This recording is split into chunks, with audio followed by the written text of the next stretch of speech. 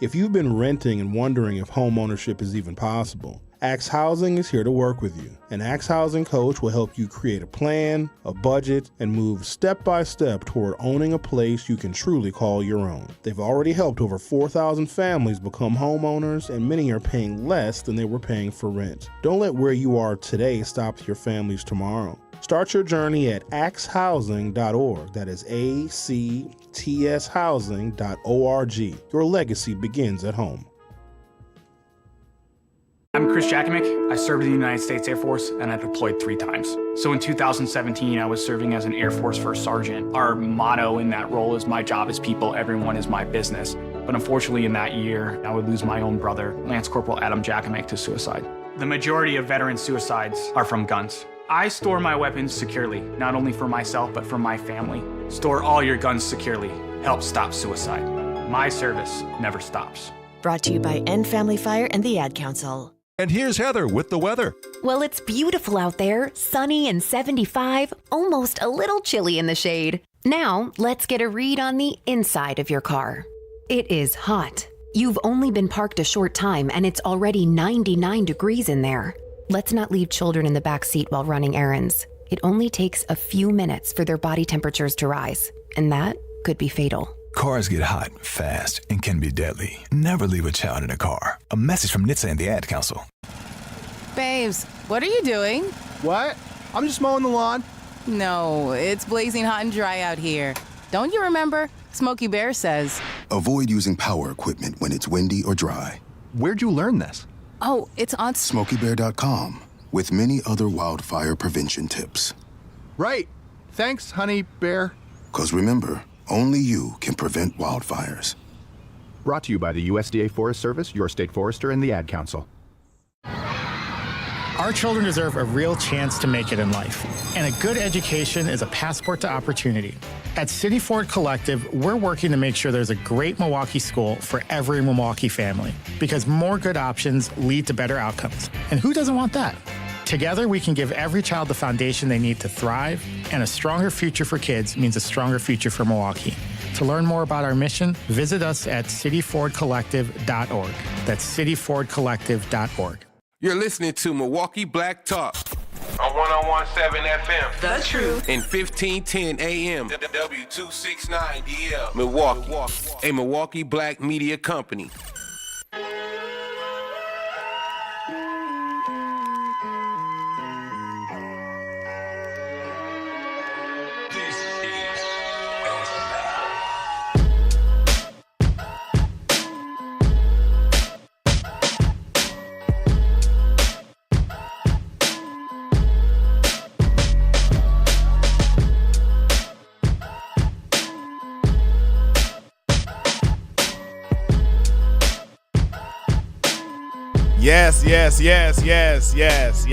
Yes. Welcome to the Grapevine on Truth Radio 101.7. And today is Who's in Traffic Tuesday. Can y'all repeat that? Who's in Traffic Tuesday? And Milwaukee. Today we're talking about technology, culture, wellness, human behavior, and the future of modern life. Yes, Who's in Traffic Tuesday. I know I'm in traffic, man. I'm usually always in traffic. As a matter of fact, it's not just like normal traffic, like, you know, you got a Ford Taurus or whatever kind of car you got. But in reality, you know, if you're in traffic, you're in traffic, man. And Milwaukee has a lot of it. We're going to get to it. But first, I want to read something that's really, really imperative right now about the data center that is being constructed or misconstructed in what area is that? The Midtown Center redevelopment. It was supposed to be the Walmart, the former Walmart. But now it is what they call the Midtown Center. Very interesting. Excuse me. Alderman Mark Chambers Jr. is inviting the public to attend open house informational sessions regarding the Midtown Development Center. It's a project at the former Walmart site. It's off in Milwaukee for the people who are in Milwaukee and for the people that are not in Milwaukee. In Milwaukee, we have a large area, large kind of freeway-ish street called Fond du Lac. So it goes from the highway, main highway entrance, all the way to another kind of freeway highway entrance. So it probably connects 17, probably connects about 50 something blocks through the middle of residential neighborhoods. And our street is called Fond du Lac. So this is very interesting because I used to work as a consultant for a AI company. I'm not going to name names, but I used to work as a consultant for them, and they're to be in the forefront of some of the technology and looking at how it's affecting people is pretty dramatic. And for some folks, it can be traumatic because there are a lot of people who will be displaced, meaning there are people and have been people and will be people losing their jobs. Those folks will be losing their jobs in record fashion. But is it a bad thing? Is it a bad thing? We'll know. We don't know. The public meeting dates for the proposed redevelopment, the public meeting dates are Wednesday, June 10th, 5:30 p.m. to 7 p.m. Thursday, June 18th, 5:30 to 7 p.m. And then Saturday, June 27th, 12 p.m. to 1:30 p.m. I'm gonna repeat that because this is huge. This is really important, and I don't know if people really understand how important an AI data center is for the area in which our folks are living. It's probably one of the larger data centers in Milwaukee County, from what I know right now, and it's being invested by some folks in the private equity space. But if I'm mistaken, please somebody call in to correct me. The call-in number is 833-212-1017. 833-212-1017. We are talking about the proposed redevelopment. It's I think it's supposed to include a Milwaukee Public Library branch, additional community amenities. So I don't know what the additional community amenities mean, but it could mean, hopefully it means like a skating rink, maybe a basketball court, futsal, recording studio, something of that nature needs to go up in that large, very, very large space. I'm excited for the prosperity piece. I don't know how excited I am about what's going to happen in that in the space of AI or artificial intelligence data center. We'll find out. But let's move on. So Milwaukee. This connects perfectly to today's show because today we're asking what kind of spaces, systems, technology, and culture are we building for our future generations? What kind of spaces, systems, technology, and culture are we building for our future generations. All across America right now, we have massive AI data centers that are being built. And some experts actually believe this moment is important. It's as important as the Industrial Revolution, electricity, automobiles, and also the internet itself. And I'm gonna ask this question because this is huge. I'm gonna ask this question: What was the last great turn of event that really made a difference in our society? It was the computer. It was the computer. We went from the Industrial Revolution to the computer. And going from one huge industry to another, it felt like, for many people, it felt like a quantum leap. The Industrial Revolution brought about the railroad. It brought about planes. Look, I'm just going to say it. It brought about the Industrial Revolution brought about planes, trains, and automobiles.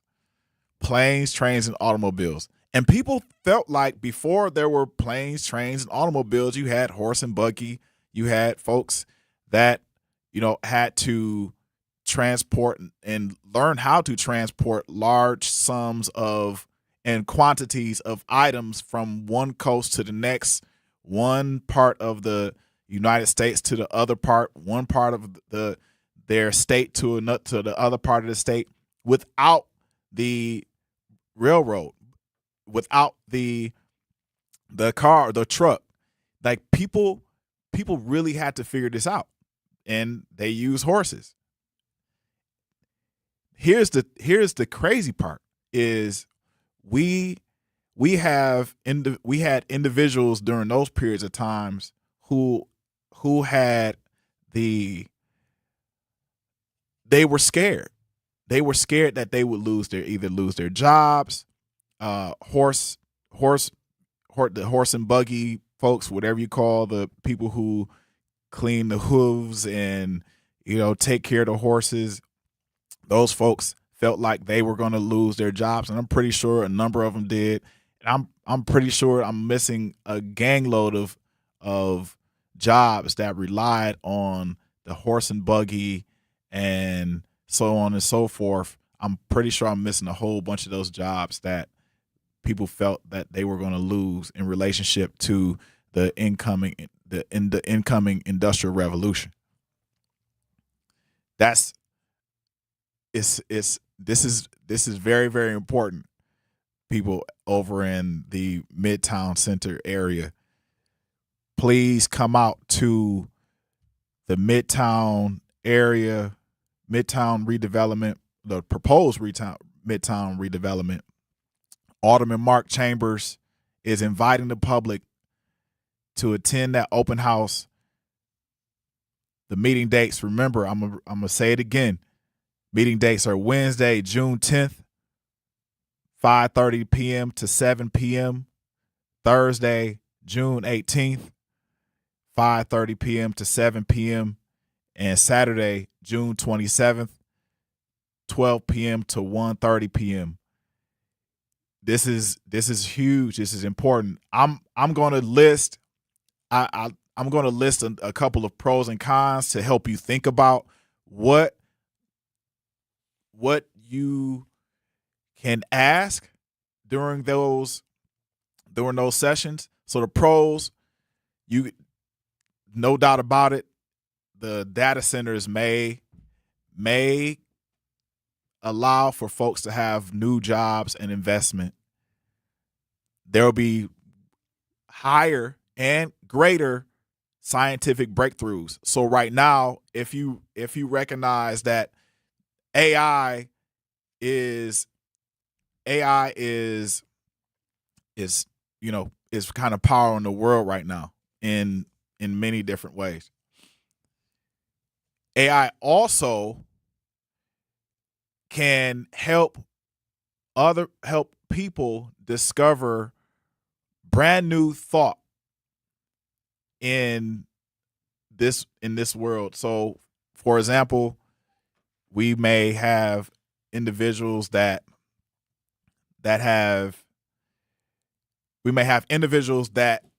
have entrepreneurial opportunities.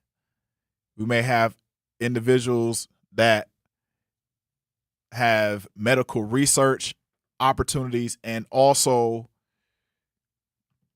people will be able to use energy in a proper way versus a very kind of non-infrastructured way. So we're gonna take a quick break because this is something I want to kind of dig into a little bit more. Zach, take me away. Want to save money on energy bills? With free tools from We Energies, you're in control. Manage your energy use with easy tips. Earn rebates on home upgrades, calculate your energy use, create savings goals, view and compare bills, and more. With We Energies, the energy info you need is at your fingertips. Save your way at WeEnergies.com/simple savings or download the app. We Energies. Simple steps, real savings. When a warrior faces adversity, he fights through it. He finds a way. Freedom isn't free. Rolling strong. Belief. Believe you can, and you will. Wheelchairs for Warriors provides mobility solutions to veterans and first responders injured in the line of duty. Join the mission and visit wheelchairsforwarriors.org. Here's the deal. We gotta set ourselves up. See, retirement is the long game. We gotta make moves and make them early. Set up goals. Don't worry about a setback. Just save up and stack up to reach them. Let's put ourselves in the right position. Pre-game to greater things. Start building your retirement plan at thisispretirement.org. Brought to you by AARP and the Ad Council. For 75 years, the Muscular Dystrophy Association's voices have thundered through the halls of Congress. For 75 years, we've willed the impossible into existence. For 75 years, the MDA community has pushed the science, shifted the narrative, and established the field of neuromuscular medicine. And until that day, when this is all a thing of the past, you couldn't stop us if you tried. Join us and celebrate 75 years of breakthroughs at MDA75.org. You can't buy a best friend. You can love them, walk them, pet them, and care for them, whether they want you to or not. You can take a picture or 50. You can fly to the moon, travel the world, or just stay in bed. You can't buy a best friend like that, but you can adopt one. There are millions of pets waiting for a best friend just like you. Help us save them all at bestfriends.org.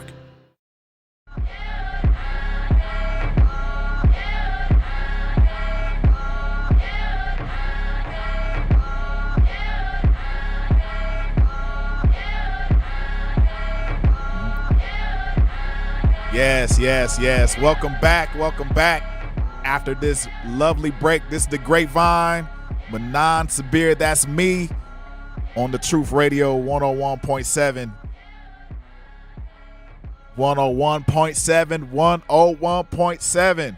If you have any questions and concerns, especially and or statements about the AI data center that is proposed to go up in the Midtown Milwaukee area that used to be the old Walmart, please call in 833-212-1017, 833-212-1017.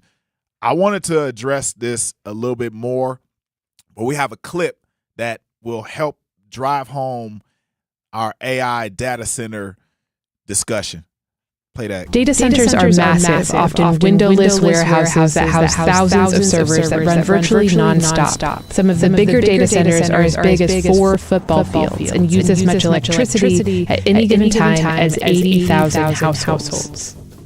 There are more than 8,000 data centers around the world, and the U.S. has more than any other country. In 2022, data centers, artificial intelligence, and cryptocurrencies made up about 2% of total global electricity demand. But by 2026, that number is expected to double, which is like adding the amount of electricity used by the entire country of Sweden.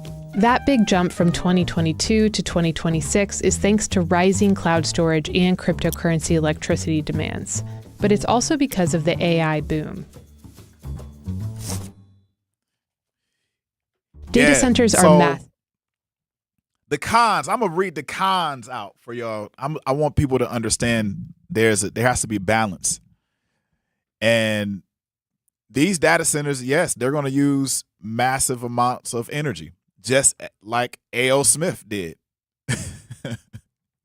A.O. Smith used a lot of energy. As a matter of fact, that energy is still there. They're just now getting to the point of maybe a 40% usage of the land, maybe even less of that A.O. Smith land where some of our relatives used to work. I remember my father walking into A.O. Smith, and he had one day on the job. His college or his high school counselor told him to go to A.O. Smith and apply for a job. So that's what he did. He walked in there, that yellow light, and he heard the clang of the steel and the fire. And boom, he left.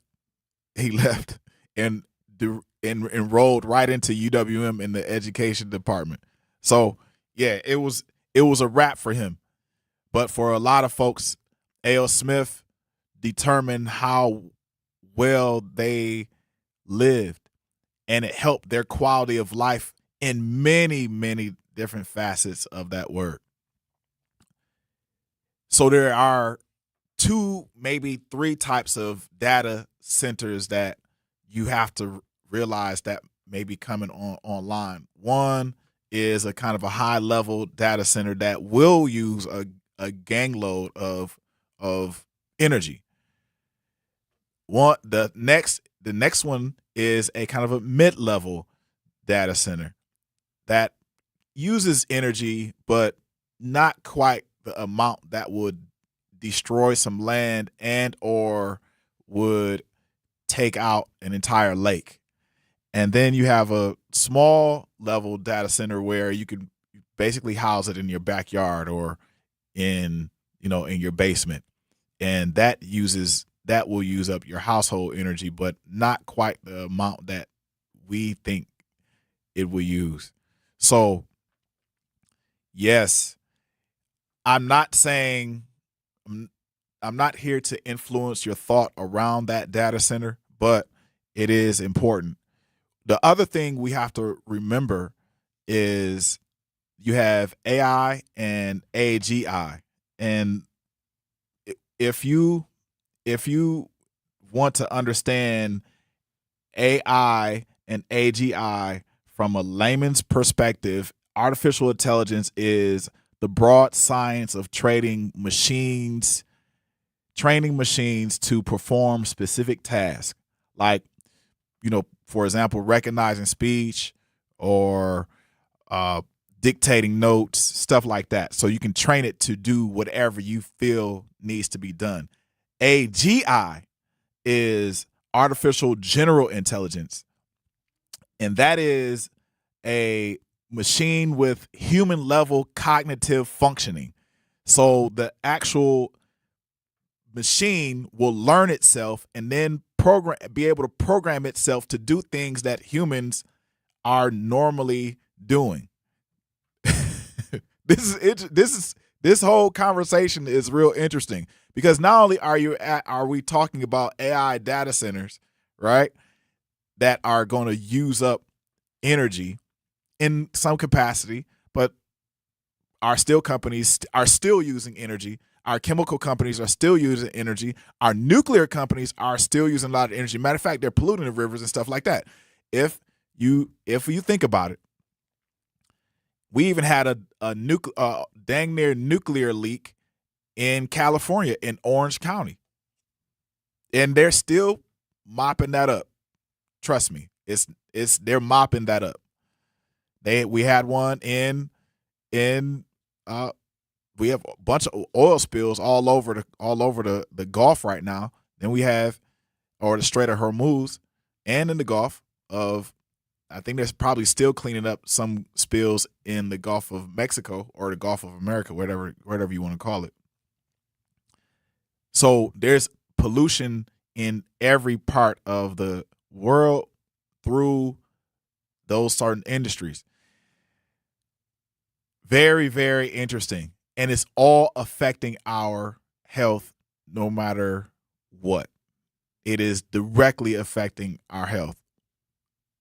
The energy, however,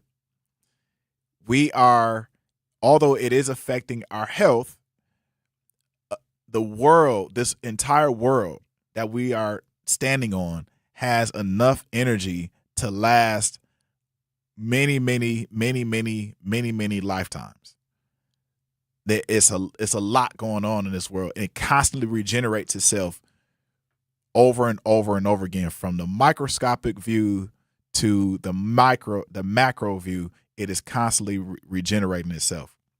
So here's another con that I want you guys to recognize.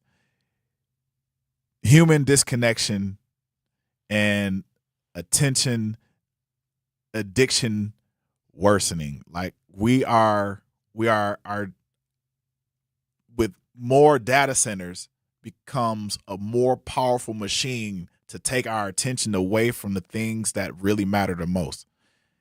If you go to the airport and you ride that trolley from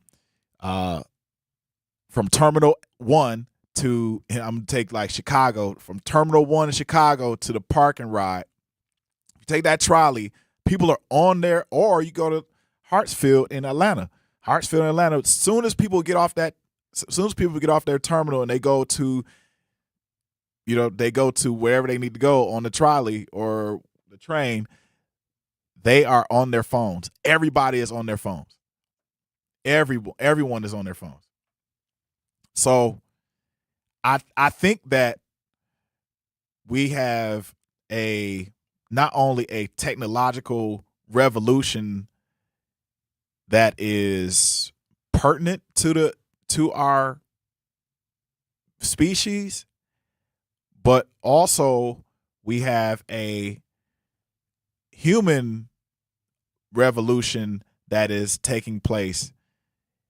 And I think that we're at a crossroads. We're at a really major, huge crossroads in our progress for a strong future. We're at a major crossroads. I want to remind everybody that, and I think my question is, honestly, will AI improve human life? Will AI improve human life? Or will it disconnect? Hell no.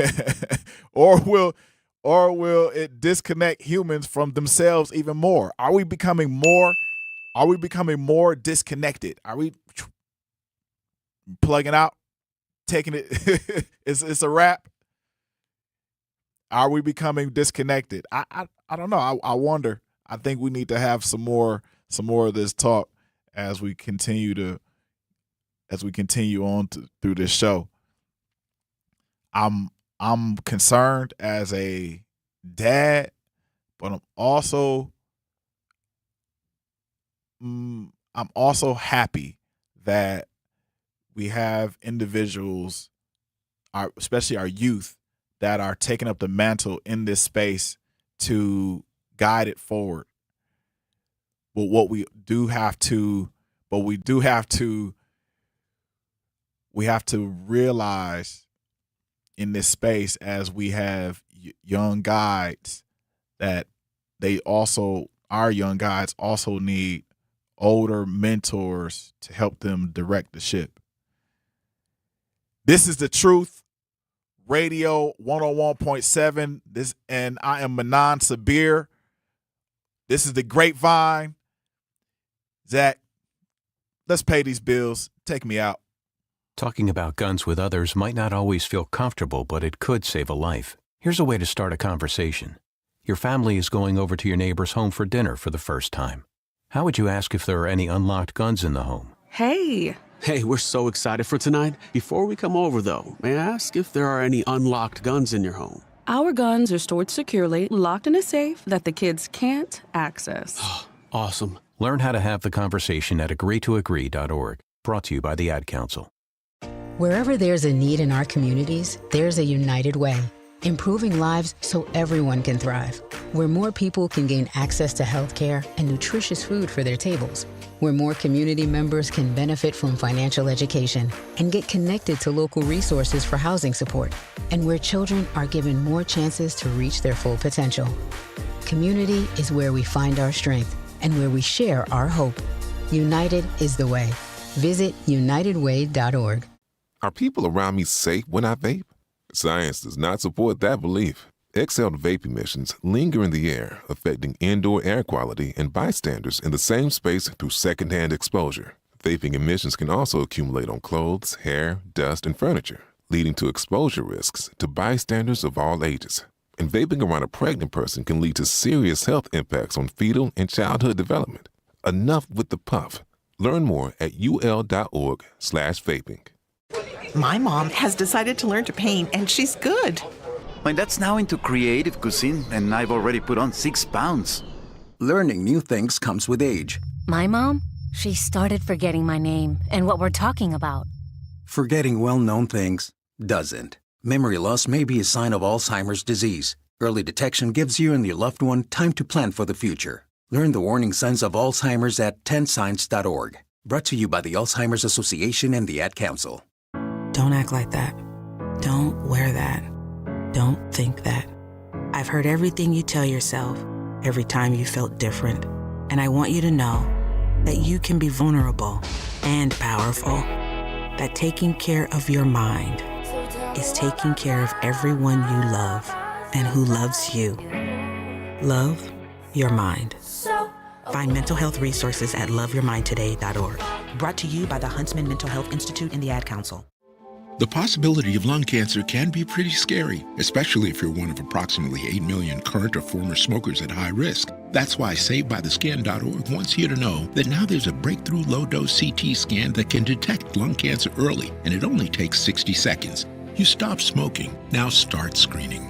For an easy quiz to see if you're eligible, visit SaveByTheScan.org. It could save your life.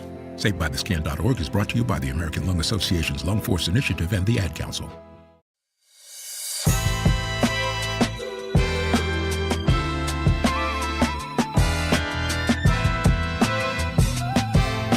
Man, that comeback beat is tight. Welcome back. This is the Grapevine, Manan Sabir. That's me. And you are on the Truth Radio 101.7 FM. You can call in 1-833-212-1017. 833-212-1017. I'm going to get to our sponsors real quick before we get to anything else. The chat, blow it up. Tell somebody to tap into the chat, because this is an important conversation. And Alderman Mark Chambers didn't ask me to do this. You know, we chose to do it because those are our folks over there in that area. I used to live in that area, worship in that area, and now they're putting up a proposal to add a data center to the Midtown area where the old Walmart was. So before I get to that, I'm going to get to this. American Family Insurance is a proud sponsor of The Truth. For almost 100 years, they've been committed to helping families protect what matters most: your home, your vehicle, and the dreams you're building every single day. And if you're part of The Truth audience, you already know you work hard for yours. That's why having the right protection in place matters. American Family helps you stay ready for whatever life brings so you can focus on moving forward. Insure carefully, dream fearlessly with American Family Insurance. Get a quote or find an agent at amfam.com. American Family Insurance and its operating companies, 6000 American Parkway, Madison, Wisconsin. Now, hit us up on the chat. This is the Grapevine. We're talking data centers. I'm kind of extending the conversation, but I put it into a couple of different topics within the AI data centers. We're going to see what's going on the chat. Benjamin Universe, thank you. That's a dope name. The stronger question is, does Milwaukee want a data center? Well, that is the question they're going to be asking at the meetings for the data centers. So please attend. I want you, Benjamin Universe, to make sure that people understand what's going on. If you have any more knowledge, please call in or hit the chat again. Jasmine West. What up, Jasmine West? 935. I think AI can disconnect people, but I can see people getting closer together at the same time without AI. Too much AI will be a hindrance. And that's true. Like, if you are constantly ingesting, it's just like it's your body, right? You're ingesting information constantly, and you're not detoxing that information, and you're not looking up into the world and noticing what's going on. Guess what? Guess what happens? Boom. You miss the everything that's going on. I think Rafiki told Simba that. He said he hit Rafiki hit Simba over the head while he was looking at the little water, the lake, and looking at the reflection. He was like, boop. He was like, what did you do that for? He was like, it didn't matter. It's in the past. Hakuna Matata. It's in the past. But really, he was also saying, especially in that clip, that if you continue to look at, the distraction, you'll miss everything around you. We got a caller on line 1, data centers, Al. What's up, Al? So my question is, they gonna do a data center and Section 8 housing over there? Al, here's the thing. I think that they're proposing a data center, but that doesn't mean that they're going to actually put it up. So my question is why every time it comes to black folks, they want to put it over here? All that farmland they got in River Hill, Smeckwan, Prairie du Chien, you could throw it up in Sheboygan. I never could understand that. It's like only thing they feel we are good for is like vapes, liquor stores, church, Christianity, data centers, and Section 8. Don't you think black people are better for that? Well, I don't understand why these. Well, I think what they're trying. I think people are trying to say that are putting the proposal up is they're trying to break the norm. And I'm not speaking for them. I'm just giving you the devil's advocate. But they're trying to break the norm of what you just said: liquor store, church, daycare. That norm. Well, if they're gonna break the norm, they wouldn't be throwing all these low income housing all up over the city. If you're gonna break the norm, if you're gonna break the norm, you're gonna try to educate black people. So Wisconsin or Milwaukee can be a DC or even better. But I still don't understand why would you want to put a data center right in the middle of the inner city, and you got to deal with potholes bigger than Sodom and Gomorrah and Jesus doing dope and straight shooters and heroin. That's all. That's all they feel is good for the inner city. It's like it's like this, Mr. Xavier. Yeah. They said it was God's will for black people to be slaves, and I said, well, hey, out of all this, that's the only thing they feel we're good for. And out of Milwaukee, with all these black politicians who barely like each other, the only thing y'all feel Midtown is good for is data centers. So the real question is, if they was all white with 26 characters in the last name and thin lips and drove Subarus and wore Wranglers And work boots, would they still be asking for that? Let me ask you a question before we move on to the next topic. What would you put there? Give me 3 things you would put there. Top of your head, Al. Top of my head, what would I put there? Yeah. I will probably put something there where the people can get a GED, put some type of facility there where they can learn some education, not mental health, because they always tell black people they got issues with mental health. But when little Johnny get ready and shoot the school up with the AR-15 and the Desert Eagle he got when he was 7 years old, and they told him he could be anything he can, they don't ever see him there. But So I wouldn't put nothing there. And I would bring give me one more thing will you put there then, Al? Make it a nice little park. I mean, in 1952, in 1952, that area right there was gorgeous. It was beautiful. It had everything that the city needed. Well, I need to look that up. 1952 in the Midtown area. I need to look that up. Okay. Yes, there was little roller coasters and look all that up. Really? But you know, when it comes to blacks, yes, when it comes to blacks, they always lower the standards. That's why they always push Section 8 and affordable housing. If they lower the standards and they want you to be destitute and impoverished, you won't believe in yourself and you won't ask them for nothing. Do you see whites do that? You're a modern Milwaukee historian. Okay. I mean, if you look at it, do you see them telling white Christians they gotta die to get their heaven? They getting their heaven now. But when you look at black Christians, they saying you gotta struggle and be poor and wait till your maggot food in the cemetery, okay? And you're stinking to get to your heaven. They don't tell white Christians that they gotta struggle and obey. Them white Christians getting their heaven now. They're getting blessed every day. Right. They don't tell blacks, they tell blacks, you got to die and rock and struggle and be broke and wait for Jesus to give you something that he wasn't going to give you right now that you can give yourself. And I hope somebody call in and challenge it. Well, I appreciate it, Al. I think we might have a few challenges. You have a good day. Take care, Al. You too. This attention economy, I appreciate it, Al. Thank you. This attention economy is whooping people.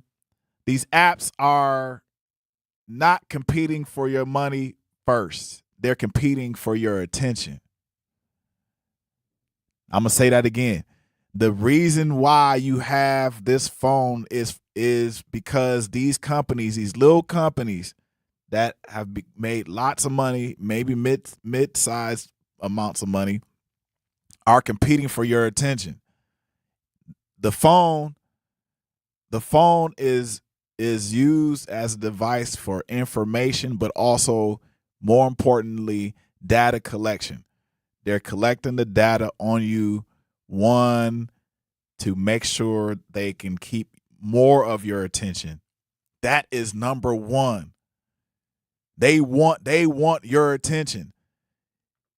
Period. When you wake up and you doom scroll,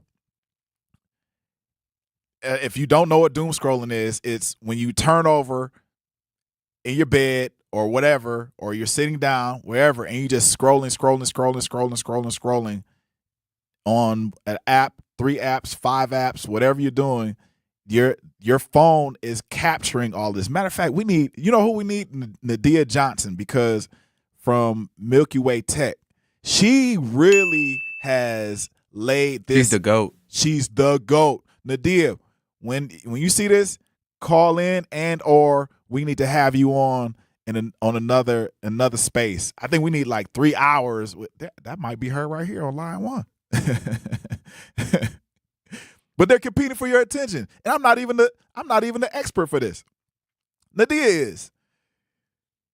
Notifications. We wake up to notifications, rage bait headlines, like rage baiting. I mean, just think about it. People are they're tapping into your dopamine and they're just pressing it. Boop, boop, boop, boop. And you're allowing it to be pressed, right? So you're numbing it. You know what? I even have a clip about social media addiction. Zach, Cue up that. We're gonna take this phone call real quick. Blake. What's the word? What's the word? What's happening, man? Man, talk to me. Y'all been doing better. I'm proud of y'all. Y'all getting y'all groove. Man, I now y'all got appreciate me it. calling in. Yeah, for sure. Y'all got me calling in. Now, on this phone thing. Yeah. I'll be 55 in God's will September 27th. 55. So our phone used to be in the house. Yeah. And then the voice message came with a little thing. You turn, everybody recorded, everybody try to say something before I hang up. Hey, we can play. Hey, bye. All that. Then the beepers and stuff. Yeah. This is what I do. My phone is for my job, which I have to have because all my stash is gone. Yeah. So, because shoebox money is necessary. Let the raw satellite get hit. Right. Y'all gonna be going to the Dewey Decimal System. Yeah. I love reading. Yeah. And y'all gonna be having shoebox money. So everybody see my money, be like, oh, you got stripper money. I'm like, no, it's been dust on it. You know what I mean? Right. But these cards, man, they not for they'll mess around there, mess up, and y'all can't use them. Everybody be mad. Yep. So always have a stash. Yep. But with me, with the phone, it's for my kids to call me. Right. My job to contact me. Yep. My lady to know I'm coming to get her. Other than that, I don't use it. Before it was like YouTube, porn, Team Jordan, and that's about it. Yeah. I don't even do this. I don't do this. Like when you scroll it up, when you say something, you think about something, all of a sudden, then it's on your phone the next day. I'm like, yeah, okay. You said YouTube but and then what? when YouTube porn and looking for Jordans. That's all I used to do. Okay. But that was like 10, 15 years ago. You know what I'm saying? I got a woman now, so it just be like, I'm I glad don't you even got a be on my woman. phone. I'm glad you, Well, no, you I've moved had past several, but being in love is different. So I can look and do what I want to. You know, people look and do what they want to. That's what I did. What I want to on my phone. So, all right. But like, what I'm saying is, I don't do the Facebook. I don't do the Snapchat. I don't do the Instagram. Right. When I did, somebody else making up another one and trying to see what I'm doing, and then they own there. So now I got like 5 Facebooks. Now they locked me out because of my political issues. I don't do none of that. I don't stream any text. You trying to be understimulated. You don't want to be overstimulated, huh? I don't need no blue pills or no phone. Stimulation is in my woman and myself. And I'm not talking about physical. I'm talking about just period. Going through what I've been through, man. Yeah. It's not about like when we was listening to 45s. One day y'all ain't gonna have that. It's gonna be this and it's gonna be that. Okay, remember when the later this was as big as a steering wheel? Now they CDs. Now they on little things that go inside the phone. Yeah. Fine. What's that like in here? I like that. Hey, thanks, Blake. Yes, play the video, Zach. What's social media doing to our brain? There's a book I love called Thrilled to Death. It's continually pressing on your nucleus accumbens that produces dopamine, continually pressing on the pleasure centers in your brain. But the problem with that is the more you press on them, they begin to become numb. And you need more and more excitement, more and more stimulation in order to feel anything at all. What's social? And that was a clip for you to realize that that was a psychologist that was explaining what social media addiction does to us. But we're gonna tap into that when we come back after these messages. Let's take me out, Zach. Congratulations to the class of 2026. Got a grad to celebrate? Make it easy with a Cousin Subs gift card. Buy $30 in gift cards and get a free 7.5-inch sub for you. Valid on any Deli Fresh or Classic sub. So while you're giving a great gift, you're getting one too. Simple, thoughtful, and way better than a card that gets tucked away. Stop by your local Cousin Subs today. Cousin Subs, we believe in better. Reading aloud to children sharpens their listening skills, expands their vocabularies, and nurtures a lifelong love of reading. That's why Reading is Fundamental, the nation's leading children's literacy nonprofit, offers free monthly read-alouds by popular authors through its Rally to Read program. Visit rallytoread.org to watch the read-alouds and discover exciting reading activities for school and home. Visit rallytoread.org today.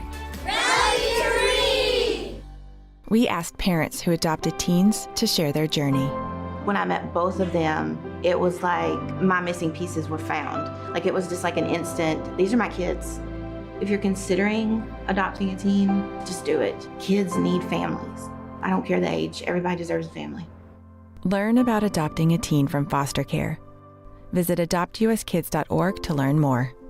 A message brought to you by Adopt US Kids, the U.S. Department of Health and Human Services, and the Ad Council. Not completing high school is more of a social thing than it was an academic thing. Even though all these years have passed, I still had that longing to have my diploma.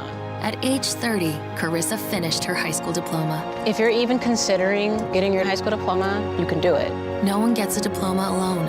If you're thinking of finishing your high school diploma, you have help. Find free adult education classes near you at finishyourdiploma.org. That's finishyourdiploma.org. Brought to you by the Dollar General Literacy Foundation and the Ad Council. Hear that? That's the sound of your life. Perfectly imperfect. Beating in rhythm to the world you've created. But every time you drive after drinking, the music gets drowned out. Your life sounds pretty great. Don't let a buzz ruin it. Buzz driving is drunk driving. Don't drive buzzed. A message from NHTSA and the Ad Council. Bang! Welcome to the Grapevine, Manan Sabir. That's me. I'm going to talk real fast because we got Nadia Johnson on the phone. Nadia. Hello, hey. What's up?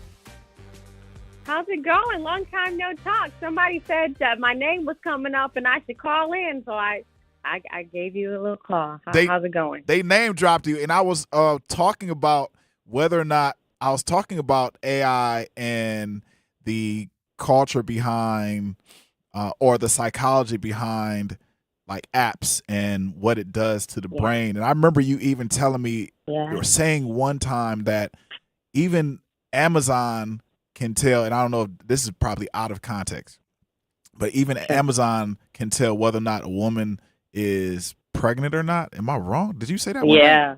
Yeah, that was a study almost a decade back, and I believe it was Target at one point in time knew when a woman was pregnant before she did because of her purchase history.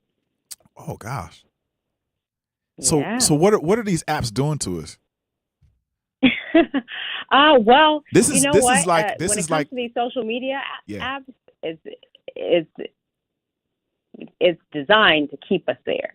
And so it's all about this scroll factor. The more you scroll, the more you get your dose of dopamine, right? And that's why it's so important to regulate yourself, but also the youth specifically, right? Whose frontal lobes aren't fully developed, and how much time you actually give to these applications. That's and here's the thing. Here's the thing too. History repeats itself. Right. The more you stay on the app, the more you engage, the more your data is being given away for free. You're making someone else money without getting any piece of it. So what are they doing with this? Our data. I tried to simplify it, but just really quick. I don't want to hold you up, but what are they doing with our data when they collect this data? Well, so when it comes to AI models, I always tell folks to think of it simply, which is the three parts. So it's data, pattern, output. So the data is whatever you're inputting, scrolling, however you're engaging on the app. The pattern part, however they're deriving insights about you specifically, and that output, well, that's the money, right? So they're going to recommend you, click this button and or watch this movie. But the business model is that they're going to take that information, they're going to sell it somewhere else, and so they're making a ton of money off of our data. Ooh. I have a lot more questions. I don't want to hold you up, and we have other callers on the line that we got to get her in studio again. Yes, so can we get you in studio? I'm gonna have. We're going to reach out like later on in about an hour. We're going to try to figure out how to get you on in another couple of days or something like that. Yeah, I would love to come in. I just wanted to call and say hi and show my support and keep up the good work, okay? Thank you, sister. I really appreciate you and all the knowledge you bring to me and my life. Thank you. Of course. All right, take care. All right, Bye-bye. You too. Bye. Key on line 1. What's up, Key? What up? What up? What up? Yeah, son. What up, son? What up? I had to hit up Nadir like, hey, they talking about you. You should call it. I know, right? Yeah, there you go. It's a network. Man, I just want yeah, exactly. She is so dope.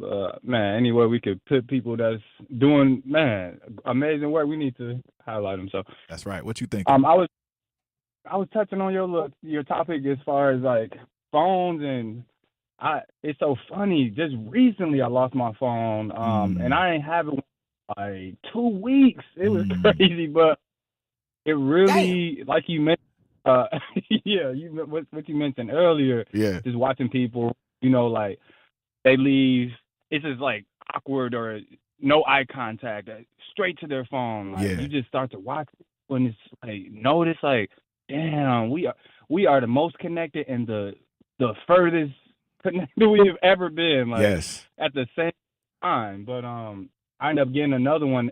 But in that 2 weeks, my email was the cleanest ever been. I updated my Audibles, my little list of books. I really prioritized like what matters. I was cleaning the house, I was doing laundry. I'm like, okay, what can I do with my time? But if I went on social media, I had to pull out the laptop, and man, I couldn't even I'm not from Milwaukee. I couldn't even drive certain places. I'm like, damn, how do I get there? Like, I couldn't even put my bank account without like a 2-factor authentication text and all of this. Damn. Yes. It really is eye-opening for sure. So I just wanted to touch on that. Man, I appreciate it, Key. Man, keep calling in, keep listening. And you're right. When we do clean it up, it becomes a lot more simpler in our life. You know what I'm saying? Let me see what this other caller has to say. Thank you, Key. I appreciate it. Enlightenment. Enlighten us. What's up? What up? Hey, so, yeah, I wanted to talk about the phone topic too, because I feel like they main objective. I was literally just talking to my wife about this like 2 days ago. How back then I'm only 31, so I was born '95. We didn't have no phones. We didn't have no technology. We really didn't have all the things that they have now, like the cell phone, the internet, like all of this stuff. In my opinion, is just drawing us further from the source that we supposed to be connected with. And they know that. Yeah. They keep us distracted in our phones so that we don't pay attention to what we supposed to be paying attention to. We not praying for real. Right. We not reading scriptures for real. In fact, we got the internet that's making us go against these scriptures. It's an agenda. Like, they doing this purposely to get us. We not supposed to be into that Bible, but the Bible even tells us that these people was gonna be doing this stuff though, like. Right. But people think it's fake. How could you think it's fake when the Bible is telling us these people was gonna do this? Hey, you know what? It'll be dope to have a few pastors call in on another segment, and we can extend this topic, right? It'll be dope to have. I don't know what church you go to or knowing a couple of pastors, but we can have those pastors come call in or come in, and we could talk about that those scriptures about what these people are actually doing to distract us. Yeah, because I saw a post the other day. It said something about, I don't remember like which book it said it was in, but it said that it says in the Bible the end of days is it's gonna be like apps in our face or something about big pharma or tech or something about like pharma. That's what it was. It was something for the pharma. Yes. So like I think and I think what you're explaining is quite, it's quite real. We're gonna tap into that topic again, but coming up on the Grapevine in our next hour, we have Geraud Blanks. Listen, I'm not even gonna disturb his bio right now, but y'all better tune in to the Truth Radio 101.7, the Grapevine with Manan Sabir. That's me and you. Take me out, Zach. Doctors Without Borders is delivering life-saving medical care where it's needed most in communities around the world. From bandaging war-wounded patients in Sudan to providing clean drinking water in Haiti, we're in more than 70 countries worldwide, bringing patients from sick to recovering, from emergency to aid, from crisis to care. This life-saving care is made possible by a global movement of supporters like you.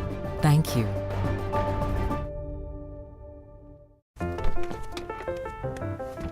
Mommy, can I sit in the front seat just this one time? Please, please, please. No, not yet. But why? Because I love you, and you're just not ready yet. Now, get in the back so I can get you in your car seat, please.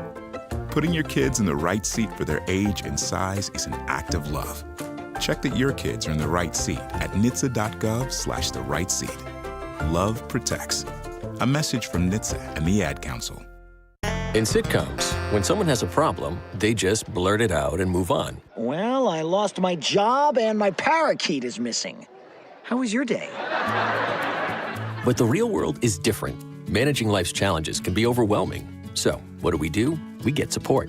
The Huntsman Mental Health Institute and the Ad Council have mental health resources available for you at loveyourmindtoday.org. That's loveyourmindtoday.org. See how much further you can go when you take care of your mental health. For 250 years, our armed forces have bravely served America. Wounded Warrior Project honors that legacy by supporting post-9/11 service members and veterans like Anthony, a Marine who was injured by a roadside bomb in Afghanistan. They carried me through my injuries, not just my physical, but my mental. And seeing other vets doing the same thing helped me tell myself, hey, you can do this. Join us in honoring warriors at woundedwarriorproject.org/America. In the United States, a vehicle is stolen every 31 seconds, about as long as this message. Luckily, you can take a few easy steps to protect your car in the same amount of time. Remove your valuables, roll up your windows, don't leave your car running unattended, lock your doors, and take your keys or fob. If you have information about a crime, call the police. If you suspect insurance fraud, also call 800-TEL-NICB. A public service message from the National Insurance Crime Bureau. I always had to be so good, no one could ignore me. Carve my path with data and drive. But some people only see who I am on paper. The paper ceiling, the limitations from degree screens to stereotypes that are holding back over 70 million stars. Workers skilled through alternative routes, rather than a bachelor's degree. It's time for skills to speak for themselves. Find resources for breaking through barriers at tearthepaperceiling.org. Brought to you by Opportunity at Work and the Ad Council. You're listening to Milwaukee Black Talk on 101.7 FM. The Truth. And 1510 AM. W269DL. Milwaukee. A Milwaukee Black media company.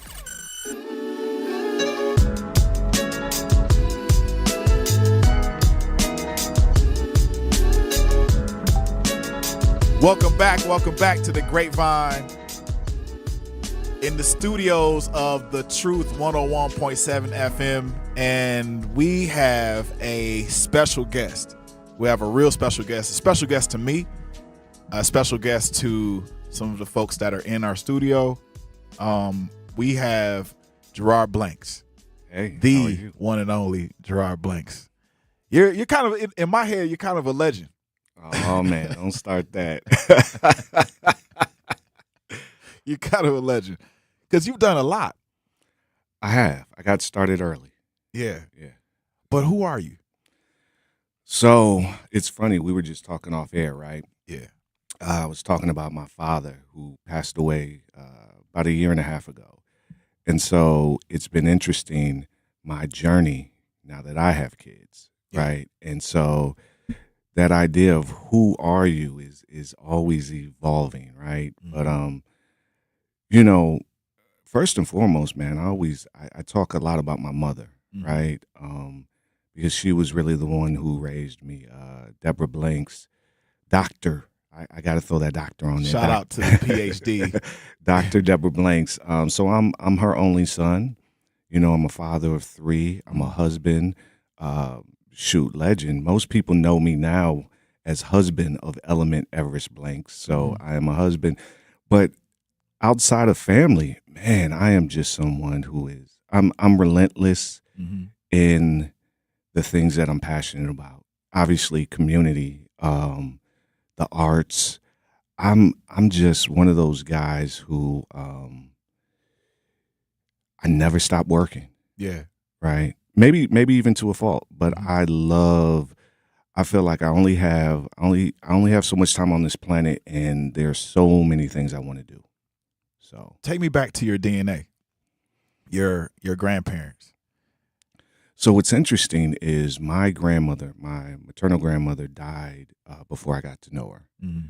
I didn't know my maternal grandfather that well.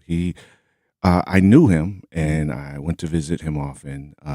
My grandparents didn't live in Milwaukee, and on my father's side, my paternal grandparents, I didn't know my grandmother. Yeah, and I only knew my grandfather a little. Yeah, so it's an interesting thing because out of my 4 grandparents, I don't remember 2 of them, my 2 grandmothers, because I never really got to meet them. Yeah, they both died young. And then my grandfathers, I didn't spend a lot of time with them. And so when you ask that opening question, like, who are you? Man, I'm 48. And do you understand how long it has taken me to deal with that question? Mm-hmm. Because even when we do the family tree sort of stuff, where you start to get to know more about your past relatives, it has always been a weird sort of project for me. Mm-hmm. You know what I mean? My wife has really taken it on in a way. The last time we went to the family reunion, actually, we have an upcoming family reunion in Atlanta next month. And so my wife is excited because she gets into all of that, right? So she's the one. She's a busybody. Oh, man. Yeah. She's the one that really got into tracing the family tree. And then for me to find out my ancestry, it's really complicated, man. It is Indian, and by Indian I mean Asian. I have a portion of my family is, so I have both Indian, as in Asian Indian, but also Native American, right? Obviously African American and European, right? And so my wife is the one, she's into like, what is it, 23andMe, Ancestry.com. She's really into that kind of stuff. I'm surprised you haven't seen her posts online. I'm related to Ludacris. He's a cousin. What? Oh, she loves telling that story. And he's from Chicago. Right. Yeah. So my mother's side is from Champaign, Illinois. My father is Chicago, Illinois. And so we went to a family reunion like a decade ago, and people were talking about it, and my wife would not let it go. And so every now and then she'll post a little trivia question. Guess who Geraud is related to? And she loves telling people. You're an introvert. Yeah, I'm an introvert who desires to be an extrovert. Mm-hmm. Or no, let me flip that. I'm an extrovert that is unfortunately introverted. If that makes any sense. I don't know. It makes sense. You know what I mean? Like, it's funny when people get to know me. Because you'll jump in the box and be like, all right, here I am. Yeah. Well, so people will get to know me and they'll be like, man, you're so quiet or reserved or laid back, until they get me to talking. Mm-hmm. And then I won't shut up. And so it is a part of me that has always been difficult. Again, back to who are you? It's difficult because I'm introverted when you first meet me. Right. But as you get to know me, you'll see that extroverted side of me. And so like my wife is an extrovert.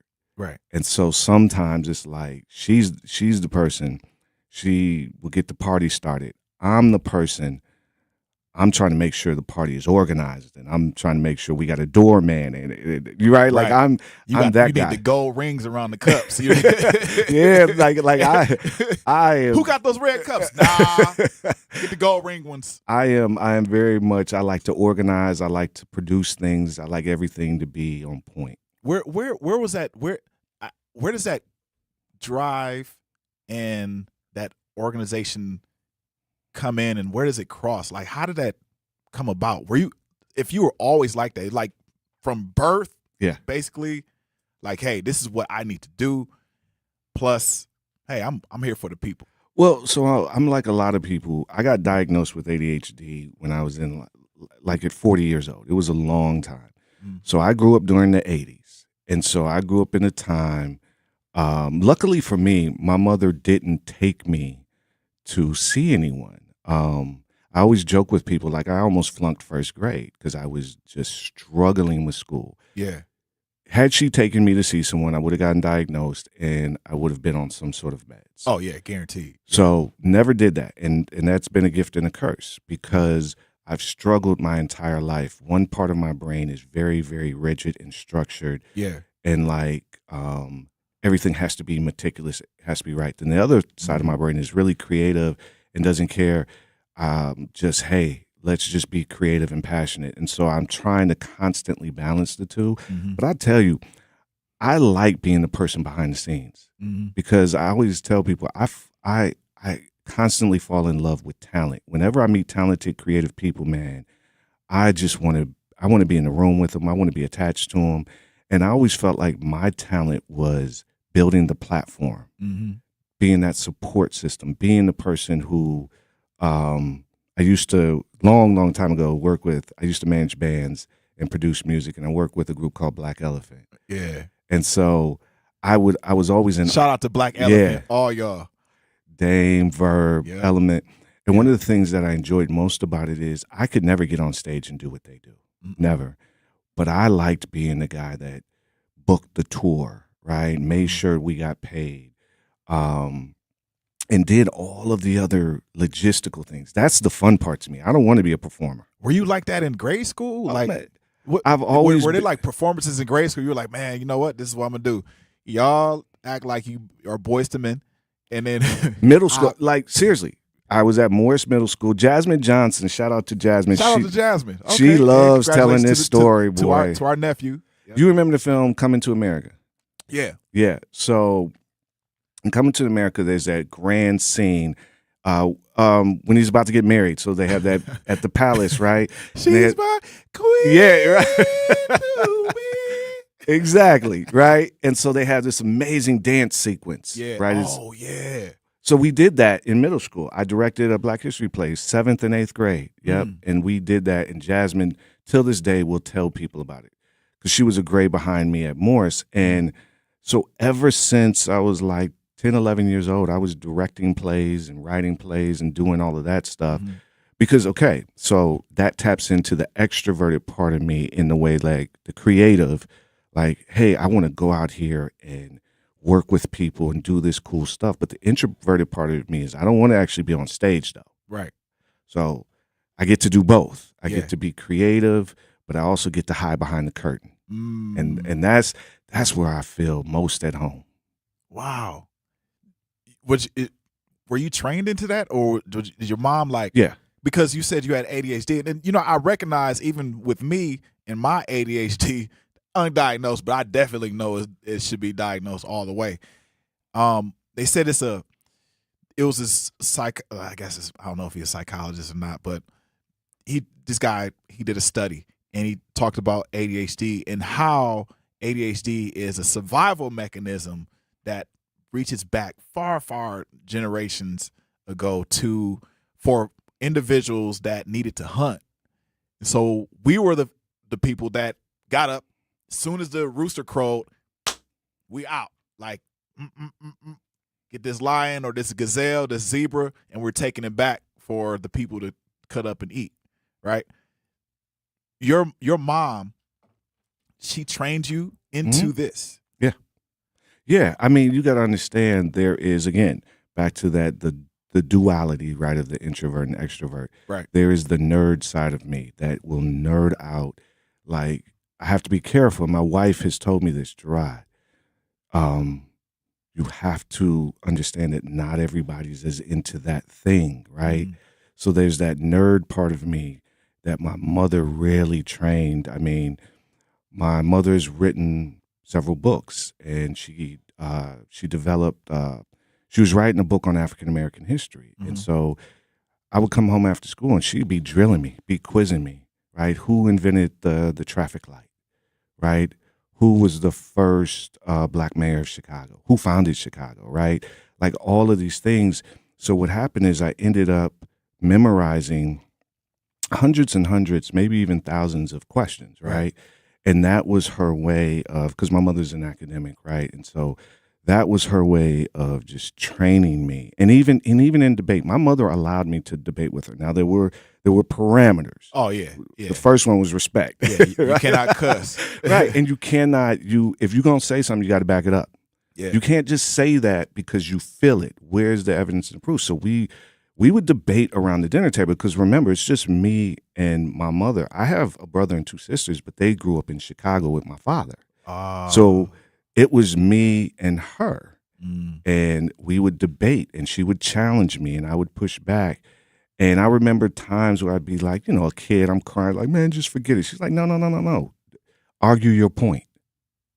State your point. Argue it, right? And any family, it'll be like, I guess the norm, people would say, and I grew up in a household similar to that, but in respects to martial arts. Yeah. And they would call our parents obsessive, compulsive, whatever word you put it on.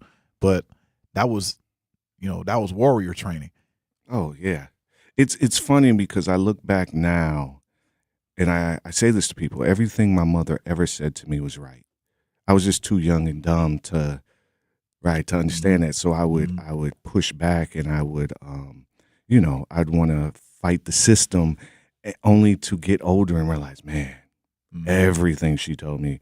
I was a horrible student in high school. Yeah. And she'd be like, Geraud, just do what the teacher says. Yeah. Raise your hand in class, finish your homework. These are basic things and you'll get a B. And I couldn't do it. Yeah. I couldn't do it because I knew everything. Right. Hey, look, we're going to come right back with Geraud Blanks, baby. Our children deserve a real chance to make it in life, and a good education is a passport to opportunity. At City Ford Collective, we're working to make sure there's a great Milwaukee school for every Milwaukee family, because more good options lead to better outcomes. And who doesn't want that? Together, we can give every child the foundation they need to thrive, and a stronger future for kids means a stronger future for Milwaukee. To learn more about our mission, visit us at cityfordcollective.org. That's cityfordcollective.org. I'm Chris Jackamick. I served in the United States Air Force, and I deployed 3 times. So in 2017, I was serving as an Air Force First Sergeant. Our motto in that role is, my job is people, everyone is my business. But unfortunately in that year, I would lose my own brother, Lance Corporal Adam Jackamick, to suicide.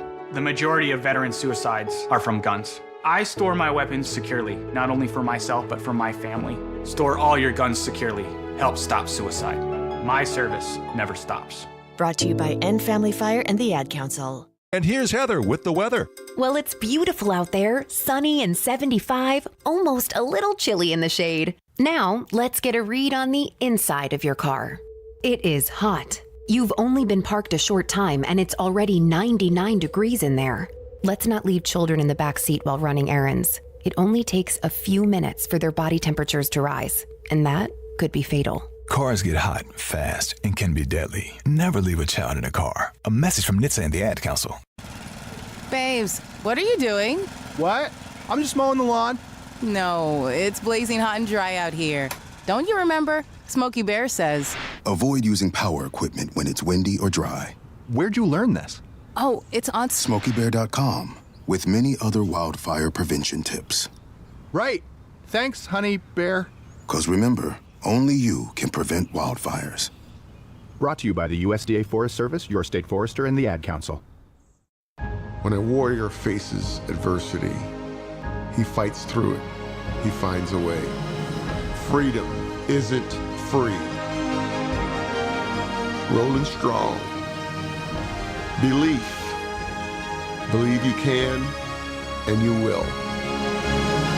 Wheelchairs for Warriors provides mobility solutions to veterans and first responders injured in the line of duty. Join the mission and visit wheelchairsforwarriors.org. Here's the deal. We gotta set ourselves up.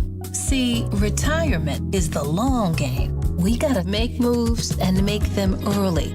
Set up goals. Don't worry about a setback. Just save up and stack up to reach them. Let's put ourselves in the right position. Pre-game to greater things. Start building your retirement plan at thisispretirement.org. Brought to you by AARP and the Ad Council.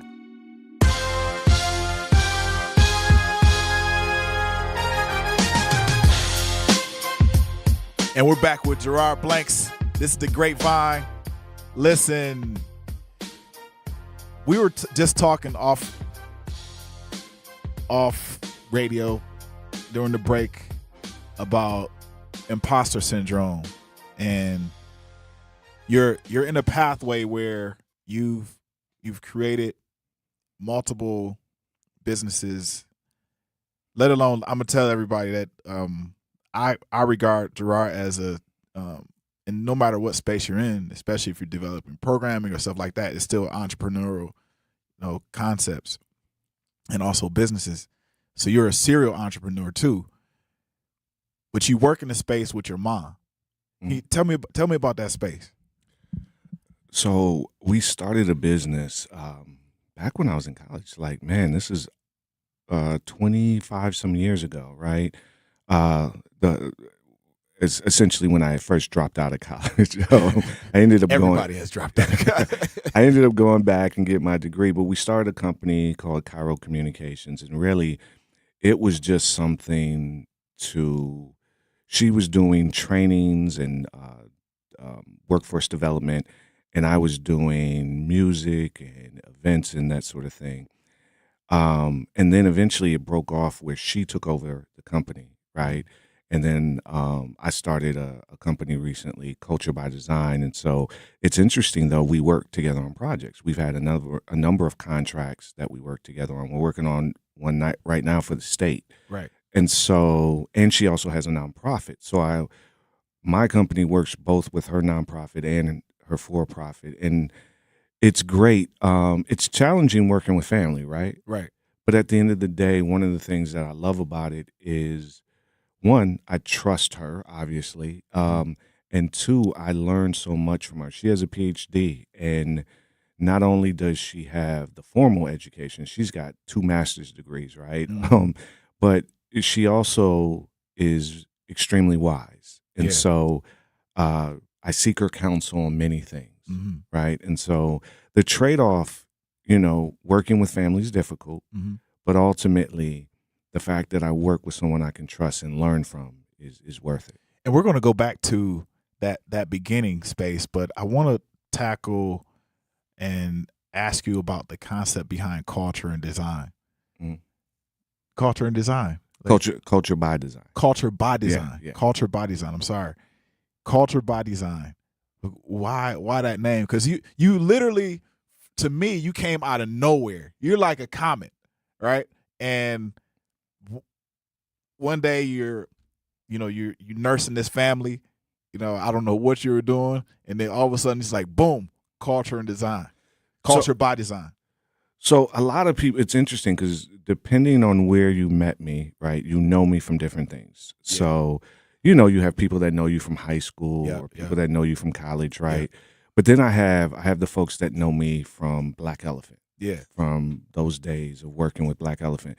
I have people that know me because when I was at UWM, I was doing events. Yeah. Right. So I was 18, 19 running around campus doing a bunch of events. So I run into people all the time that know me from my Scope days. Scope was this organization, and I was really instrumental in the sort of the early growth of the spoken word scene here. Right. So, Kwamu, it's like all of these different things that I've done over the years, people know me differently, right? And so there are a lot of people that know me from my time at Milwaukee Film with Black Lens.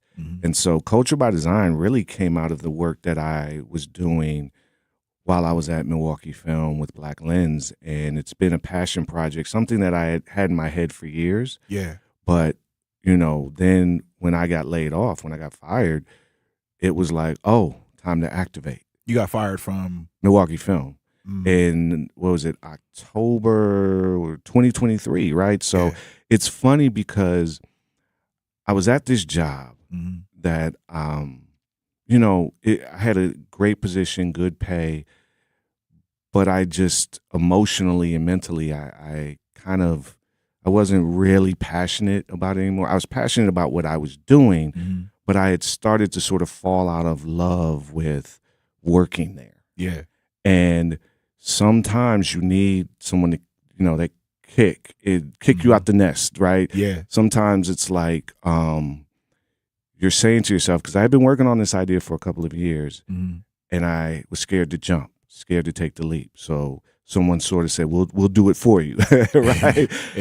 And what's funny is I'm sitting on my couch, And I'm trying to, mourn the loss of this job. I'd been there for a decade.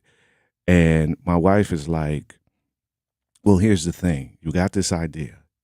Why don't you just incorporate the name so you have the name and figure it out later? So I started the company maybe a week after I was fired.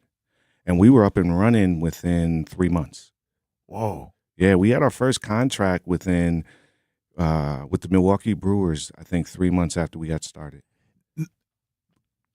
So, one, I like to give you your seeds because we don't do flowers on this air. Okay. We water the seeds, and to be bold enough to tell somebody you got fired, and at your caliber of work, mm-hmm. that's amazing. And actually, I almost brought tears to my eyes because you don't find people who are that vulnerable to say they got fired, from a job, and then it was as a catalyst to push you off the ledge to, whether or not you're trying to figure out whether or not you're going to grow wings to start this company. Yeah, well, I was applying to jobs because that's what you have to do. Yeah. Right. I had just enough severance to get me through. You calculating it. Yeah. Mm-hmm. And it's funny because everything I was applying to, most of the things I was applying to, I didn't actually want to do. Mm-hmm. There was only maybe 1 or 2 jobs where I was really interested in the position, but most of it was I was just applying, mm-hmm. right? And I'll never forget the catalyst for me going back to school. I had dropped out and was out of school. This is at UWM for like over a decade. Yeah. 2 things happened. 1, my daughter was born. And then 2, I applied for a job that I was overwhelmingly qualified for, mm-hmm. but I didn't have one thing, and it was a degree. And I mm-hmm. said, okay, that's done. I'm never going to let having a degree get in my way again. Right. So in this situation, I'm applying to all these jobs after being laid off. And I actually prefer fired, right? Mm-hmm. Because someone came in, someone basically said, hey, your services here are no longer desired. We want to go in a different direction. That's what they actually said, basically. Yeah, just maybe not as cordial. But look, man, I like honesty. I like people. Like, get your box. Yeah. Well, hey, I couldn't even get my box right away. I had to come back. Like, they just escort you out the building, right? I'm gonna be gone. You come back. Right. Yeah. But I have no ill will. The only regret I have is that other people in my department who reported to me were also let go. That was the only thing that bothered me. Yeah. But other than that, it was time for me to go. Mm-hmm. Right. And so that was, like I said, that was another turning point or tipping point for me in my life. Mm-hmm. And I'm applying to these jobs. I don't really want the positions I'm applying for. My wife is like, well, there's no rush, but just go make sure you can get the name. Yeah. And she's like, regardless, I got you. So I got off the couch. I walked upstairs to my home office, and from there it started. And I just felt like, I'm going to be really honest with you, because I love when people are honest with me. I feel like I learn the most from people that are willing to be vulnerable. Mm-hmm. In that moment, I remember taking my kids to school. I was fired on a Monday. I remember taking them to school on that Tuesday. Mm-hmm. It was Tuesday, October 17th, and I had never felt a freedom like that in a long, long time. Let me say that. Mm-hmm. I felt like a huge weight was lifted off. Now, I don't have a job, Yeah. but I have. But you'll deal with that when you wake up the next morning. Yeah. But I had this sense of self and sense of freedom, and I no longer had to feel like I was performing in a play that I had no business being in, right? Yeah. So now I have this freedom. I just have to figure out the next move. Mm. And it hasn't been easy. It's a grind. When you work for yourself, there's no guarantee like every 2 weeks you're going to get a paycheck. There's no guarantee that everything from insurance or just finding the next contract or the next job is all on you. Wow. We have Geraud Blanks from Culture by Design. We are going to dig into that because we want to know the concept. We'll be right back. Zach, let's pay these bills. Life's better with Drive My Way from American Family Insurance because we know it's more than just a car. It's your escape pod, your adventure mobile, your memory maker. And we help protect the dreams that drive you. Personalize what you pay for auto insurance and you could save between 10 and 35%. American Family Insurance. Get a quote and find an agent at amfam.com. Products, pricing, and availability vary based on the way you purchase insurance and by state. Unsafe driving behaviors may increase your rate. American Family Mutual Insurance Company, SI, and its operating companies, 6000 American Parkway, Madison, Wisconsin. For 75 years, the Muscular Dystrophy Association's voices have thundered through the halls of Congress. For 75 years, we've willed the impossible into existence. For 75 years, the MDA community has pushed the science, shifted the narrative, and established the field of neuromuscular medicine. And until that day, when this is all a thing of the past, you couldn't stop us if you tried. Join us and celebrate 75 years of breakthroughs at MDA75.org. You can't buy a best friend. You can love them, walk them, pet them, and care for them, whether they want you to or not. You can take a picture or 50. You can fly to the moon, travel the world, or just stay in bed. You can't buy a best friend like that, but you can adopt one. There are millions of pets waiting for a best friend just like you. Help us save them all at bestfriends.org. Talking about guns with others might not always feel comfortable, but it could save a life. Here's a way to start a conversation. Your family is going over to your neighbor's home for dinner for the first time. How would you ask if there are any unlocked guns in the home? Hey, we're so excited for tonight. Before we come over, though, may I ask if there are any unlocked guns in your home? Our guns are stored securely, locked in a safe that the kids can't access. Awesome. Learn how to have the conversation at agreetoagree.org. Brought to you by the Ad Council. Wherever there's a need in our communities, there's a United Way. Improving lives so everyone can thrive. Where more people can gain access to health care and nutritious food for their tables. Where more community members can benefit from financial education and get connected to local resources for housing support. And where children are given more chances to reach their full potential. Community is where we find our strength and where we share our hope. United is the way. Visit unitedway.org. Are people around me safe when I vape? Science does not support that belief. Exhaled vape emissions linger in the air, affecting indoor air quality and bystanders in the same space through secondhand exposure. Vaping emissions can also accumulate on clothes, hair, dust, and furniture, leading to exposure risks to bystanders of all ages. And vaping around a pregnant person can lead to serious health impacts on fetal and childhood development. Enough with the puff. Learn more at ul.org/vaping.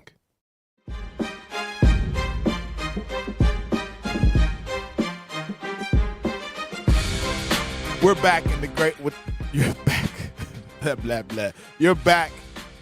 We are back with Geraud Blanks, and this is the Grapevine with me, Manan Sabir, and we're in the Truth Radio station 101.7 FM.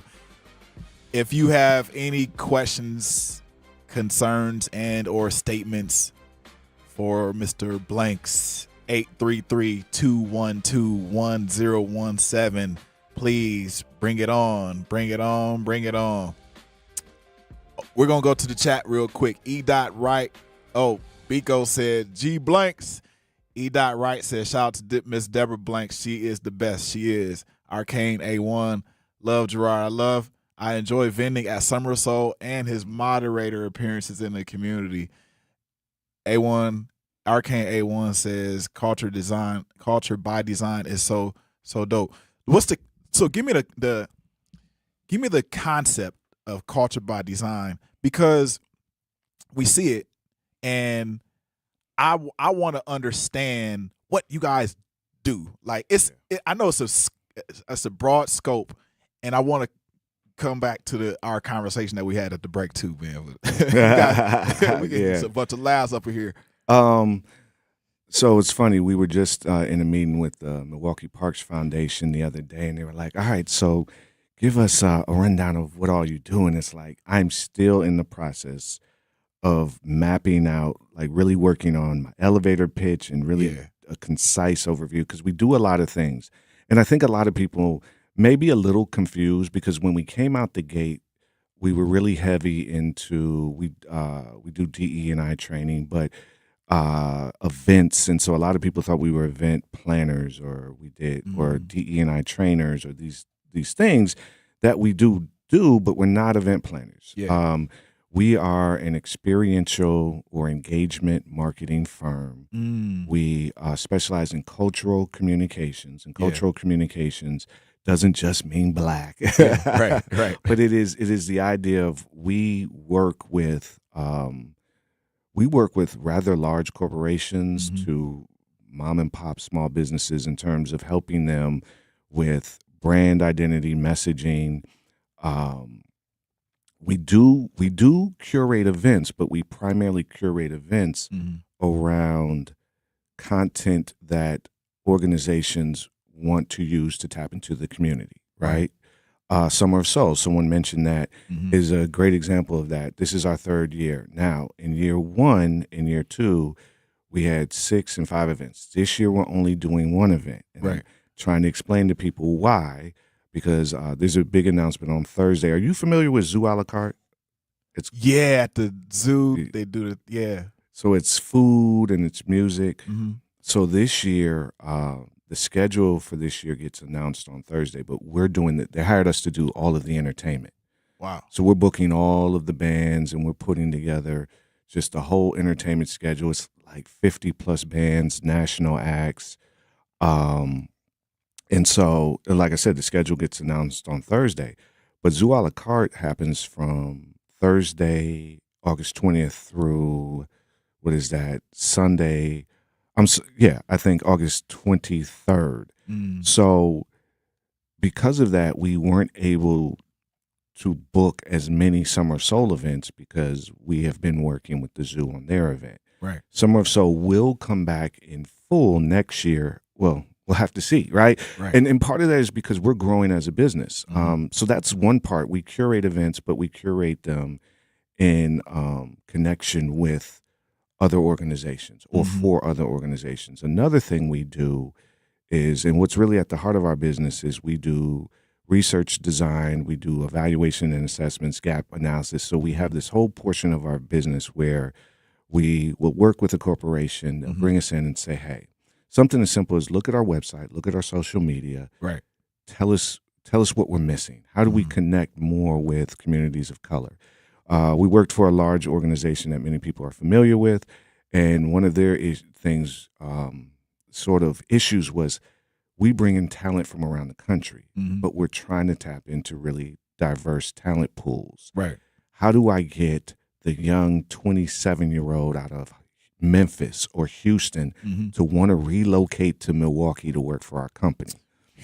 Well, you might want to look at your website, because when we go to it, there are no people of color on it, right? Right. You might want to look at your social media, because when we go to it, it's cute and funny. But if you're trying to recruit people from outside of Milwaukee who don't know much about Milwaukee, what's some of the first stereotypes that particularly people of color have about Milwaukee? Well, one, most people outside of Milwaukee don't know that black people live in Milwaukee, right? Yeah. And most people, if you said, tell them something about Milwaukee, they'd be like, cheese, beer and cheese, Yeah. the Fonz. And it's like, you are recruiting people from around the country, young people of color. Give them a reason to want to come here. That's right. And live here and raise a family here. So we do a lot of that. We just did Milwaukee Symphony Orchestra brought R&B singer named Lettucey. So we worked with them on promoting that event. Yeah. And part of it is the MSO is amazing. Yeah. But they do they house the symphony orchestra. Right. For a lot of people, you look at symphony music, right? The orchestra as certain level. It's high class, sophisticated. Right. It's not for me. And MSO is like, no, this is for everybody. Yeah. So part of our conversations with them is trying to figure out how to get that message out. Mm-hmm. So man, that is just a little bit of what we do. We actually host 2 softball games a year. In fact, you will be playing in one of them. Hey, look, I was about to trade off. I was like, and I'm hosting Zoo a la carte.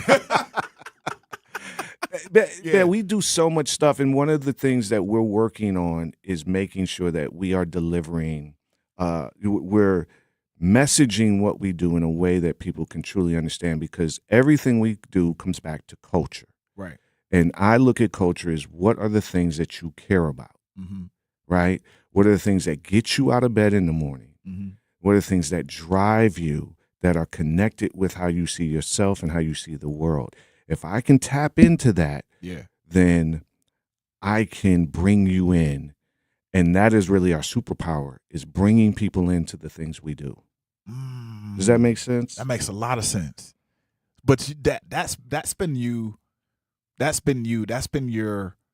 superpower for all of your life, bringing people in to these spaces that you've curated from behind the scenes.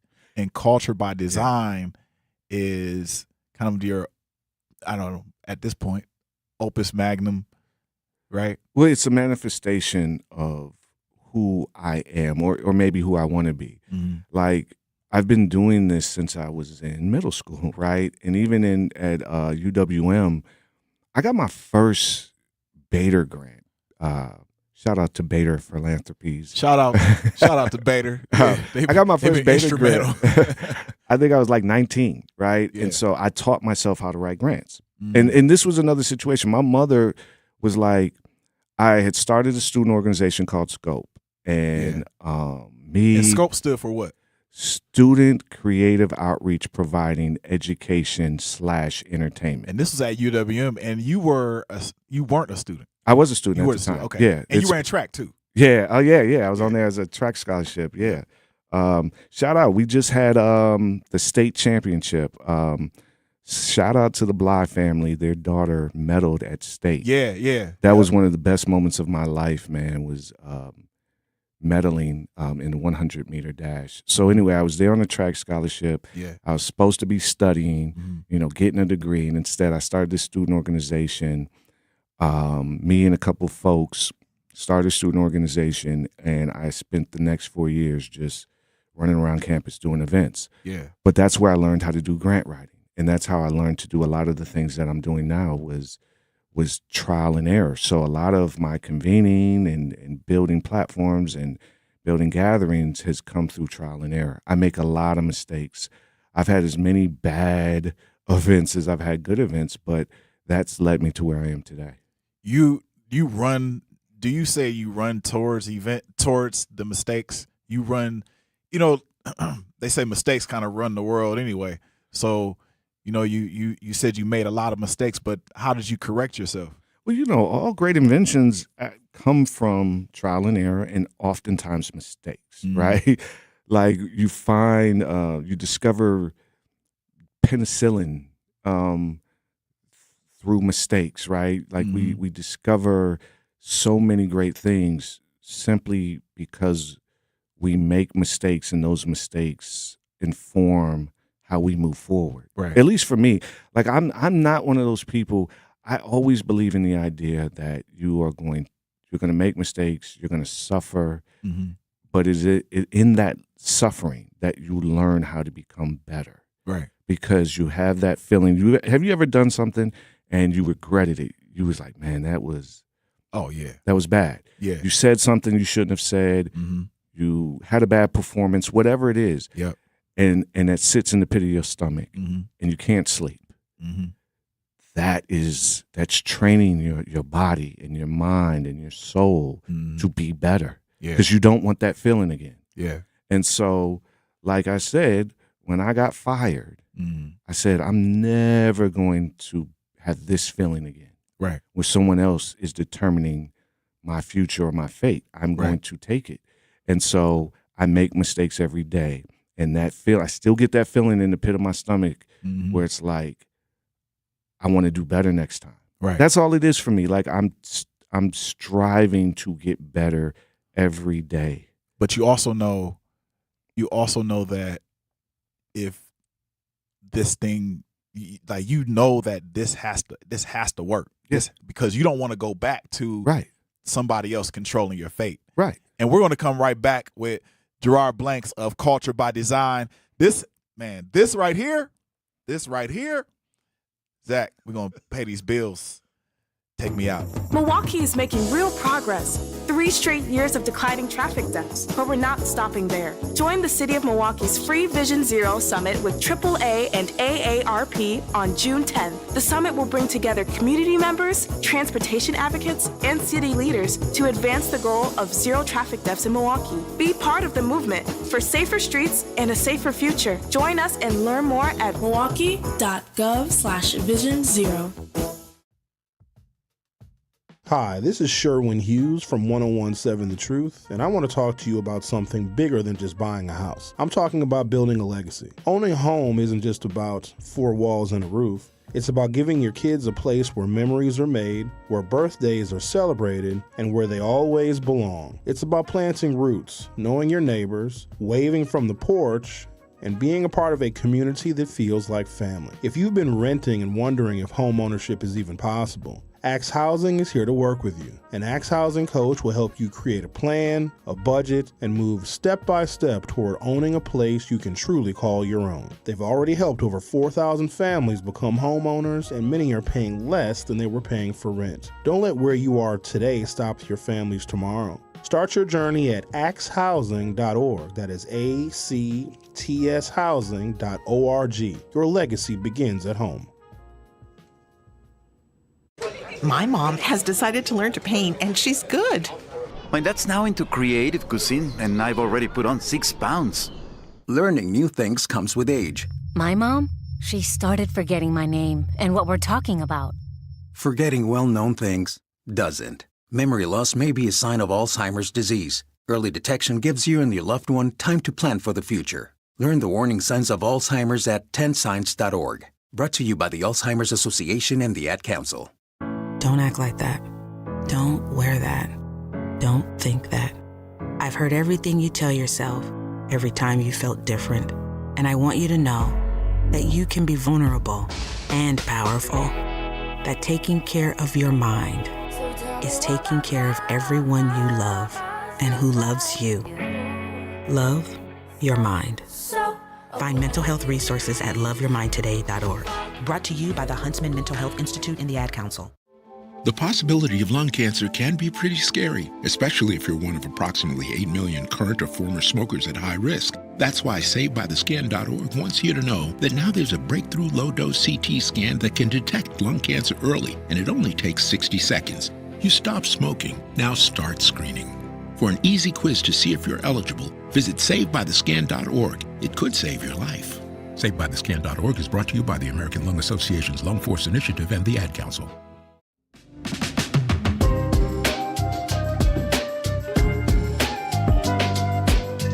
So we're back with Geraud Blanks, and we're talking about failures. And I want you to keep going. We can go right into the conversation because we're talking about failures. And yeah, keep going. Well, I was just making the point that I'm not really interested in trying to, like, I'm seeking perfection, but I'm seeking perfection in the way that I know I will never be able to obtain it, which is okay, right? Because I'm saying I'm always trying to get to the point where I'm hitting the mark every time. Right.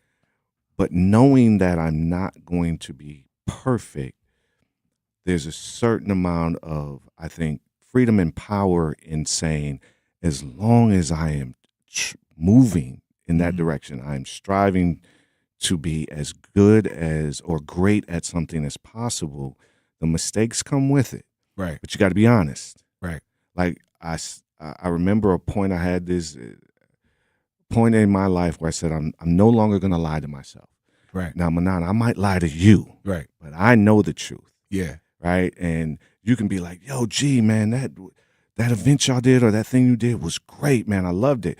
Be like, yeah, wasn't it great? Yeah. Even though I know it wasn't. Right. I am such a critic of myself. One of the things I was telling somebody the other day. Does that drive you crazy though? But that's a part of who I am. That's just, it's in my DNA. There's nothing I can do about it. Right. Yes, I am up at night every night thinking through the things, but there's nothing I can do about it. It is just my mother and father, they created right? They created we're going to talk this. about your dad in a minute. Yeah. So this is a part of who I am. There's nothing I can do about it. I had to embrace that too. Yeah. I had to embrace that, like, hey, you are who you are for a reason. So, yes, I'm going to strive for perfection. I'm going to keep myself up at night about every single mistake. But at the end of the day, all you got to know is if you come in contact with Culture by Design, and Culture by Design is Geraud Blanks. Yeah. It is Maureen Post. We are the two founders. We are the two owners. And then, Renell Washington. Yeah. He is our top advisor. Right. The thing you got to know is if you come in contact with anything we do, you got to know the intentions is always to be great and always to serve the community. Now, we fall short. We do. But I have no issue in admitting my shortcomings because man, it is the thing. There's a freedom when you constantly got to lie to yourself like, oh man, that was great. Everything I do is great. There's that feeling like you got to keep up the charade, and that is exhausting. That's the imposter syndrome that we were talking about.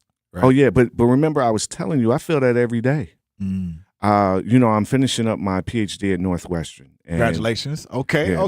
Man, I've been finishing it up for like 10 years.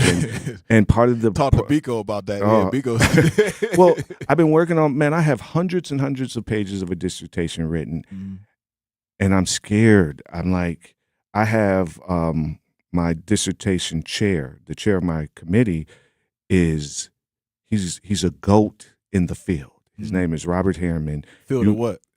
Communication studies. I am an expert in rhetoric and public culture. And so if you Google his name, he has written some canonical texts on in the field. And I've learned so much from him, but I'm also fearful that what I write or what I turn in won't measure up. I'm in rooms that I fought hard to get into, that I worked nonstop to get into. And the minute I get into them, I'm like, I don't belong here, right? Yeah. And so it's like, it's this up and down feeling of, I want to get to the top, but the minute I get up there, I remember interviewing Charlemagne the God years ago, and he was talking about, he had written his first book, and he was talking about how he was going on the book tour, and all these people were coming out to see him, and it should have been the best moment of his life, but his anxiety was just so high, right, that he couldn't enjoy it. And I feel that sometimes where I work hard to get to this point, and I can't enjoy it because I'm constantly questioning myself. And I know you feel that too, right? Yeah. Oh, yeah. I feel it all the time. I feel it. I felt it when I jumped out of the space of entrepreneurship, I guess, direct entrepreneurship, brick and mortar. And I started, I did consulting, and then, but in the back of my mind, I was like, man, I'm not really a consultant. Two, I'm supposed to be in this space, this, juice kitchen space. And when I'm in it, I do sometimes feel like I'm not a doctor, right? So people would come to me and they would ask these super high level complex questions, and I would, have to almost give them a answer in a sense, but not. And also during that period of time, to your point that you fought to get into some rooms, I was fighting my life to get into rooms that my father was always in. Oh, man. And that part was very difficult to handle. And when I started to get into those rooms with people he had politic for, prior to me, I felt like, yeah, man, I don't know if I'm even really measuring up to this at this point in time. Somebody has a online one. We're gonna take a call real quick. Yeah. Somebody has some comments for Gerard. Line 1. Biko. Hey, how you doing? What's up, Biko? What how you doing? Yeah, no, I just was gonna say with the dissertation, man, I've been there, Gerard. You just got to throw it up. You're an expert, and that guy sounds like he's an amazing mentor and scholar. But whatever you've done in your life, you already deserve an honorary doctorate, brother. So don't even trip. Just get it up and give it to him, and then get up out of there and stop paying him. You know what I mean? You already got everything you need, and I've done that 10, 15, 20 years ago. So, amen. Appreciate you, Gerard. Amen. I appreciate that comment. And it's the thing, and it's funny because I've heard that same message from several mentors where it's like, what are you doing? What are you holding on to? Get it done. Get going. Get on with what you're here to do. And so it's just that insecurity of, oh man, is this going to be good enough? Yeah. You know. Tell me the story of after Scope. You developed during Scope, you developed an album. What are you talking about? Soul and Scene. So yeah, that was during the Scope time. So it was interesting. But you got to understand, and people that know me, I can't go into the whole thing because we could be here forever. But people that know me, like I've been like this my entire life. So like I said, in middle school, I was doing Black History Month plays because I didn't like. It's just who I am. It's how my mother raised me. I didn't like something.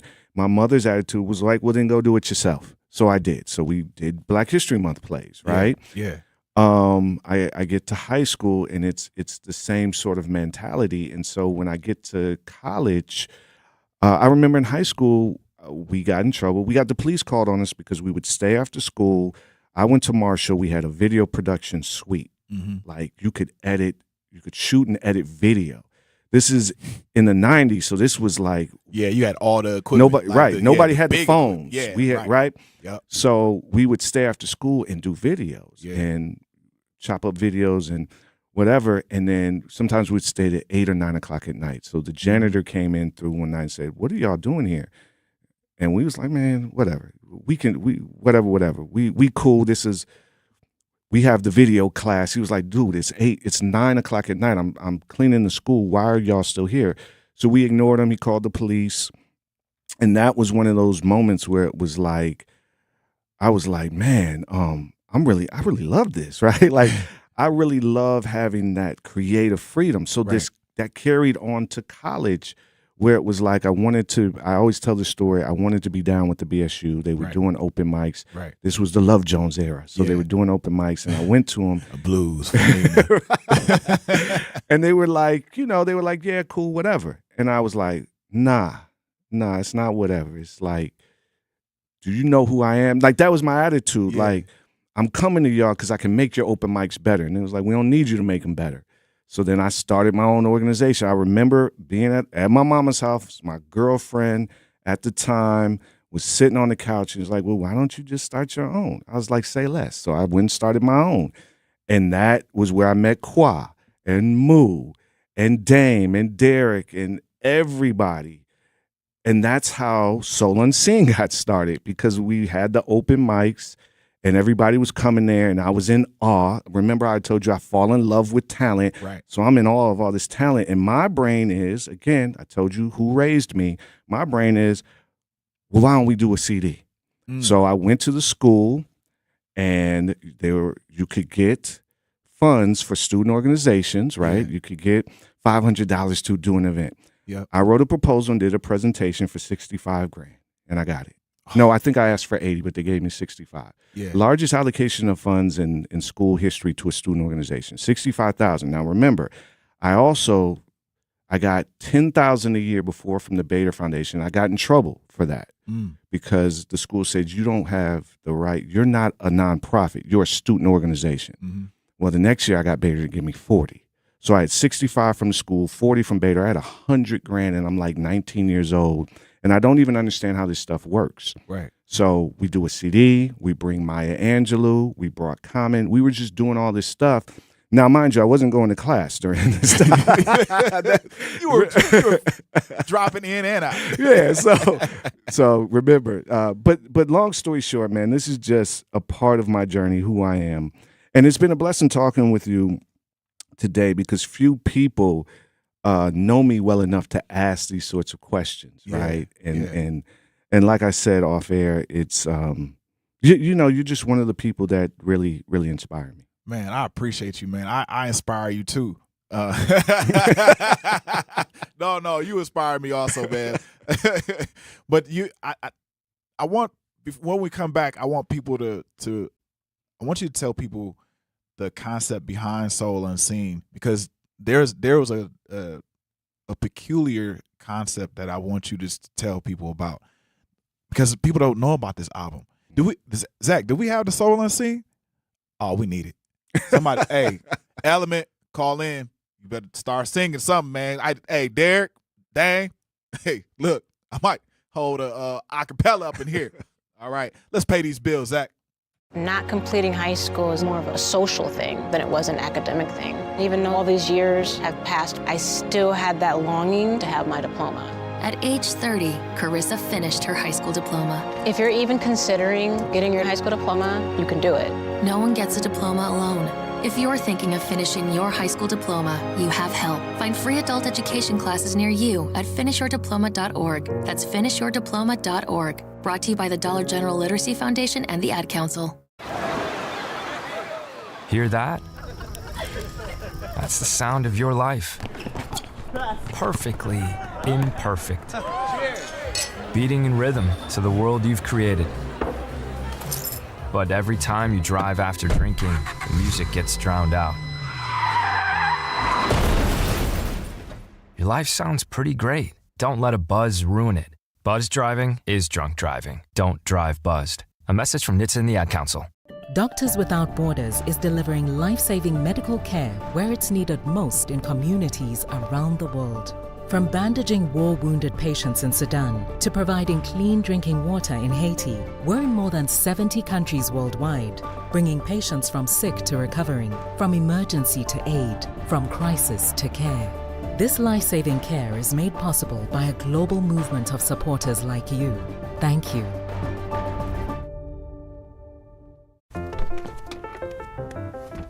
Mommy, can I sit in the front seat just this one time? Please, please, please. No, not yet. But why? Because I love you, and you're just not ready yet. Now, get in the back so I can get you in your car seat, please. Putting your kids in the right seat for their age and size is an act of love.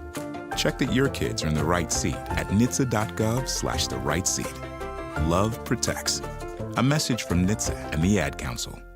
Milwaukee Black Talk lives here on 101.7 FM and 1510 AM. W269DL Milwaukee, a Milwaukee Black media company.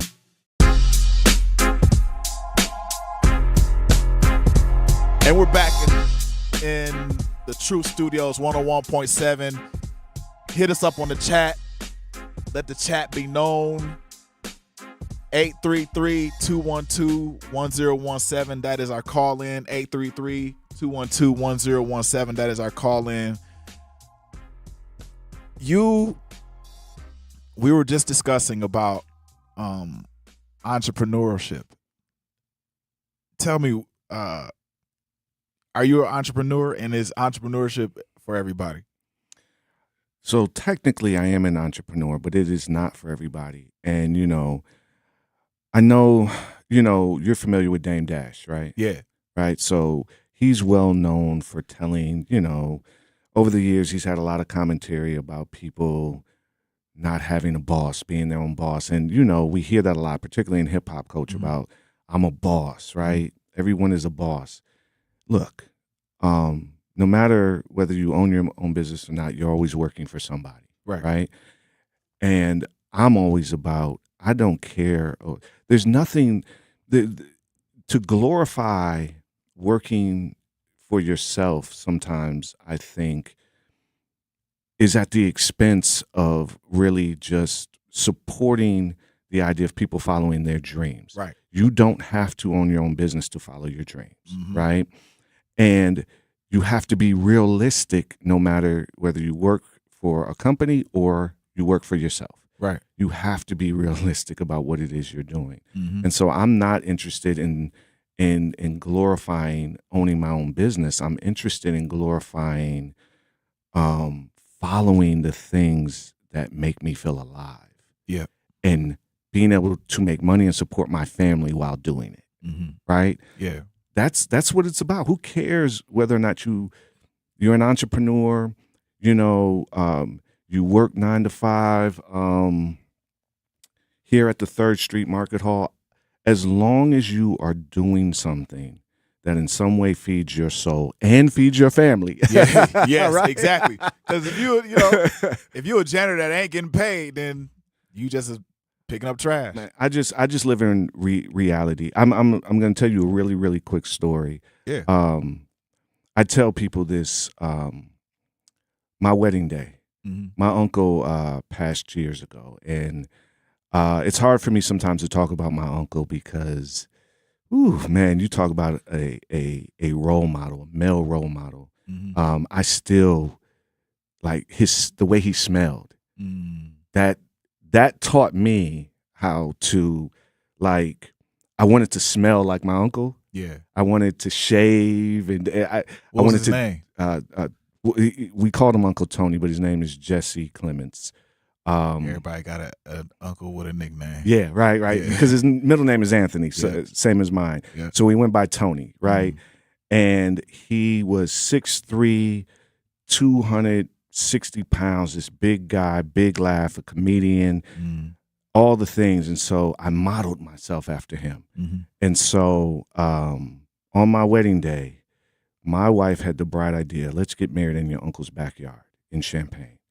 So This your mom's brother. yeah. Mhm. So imagine this, the night before it is raining, but it's sleet. It's cold rain. And I'm like, this is going to be the worst day of my life. We have an outdoor wedding. And so I go to sleep feeling sorry for myself. And I'm like, how did I let Element convince me to do this?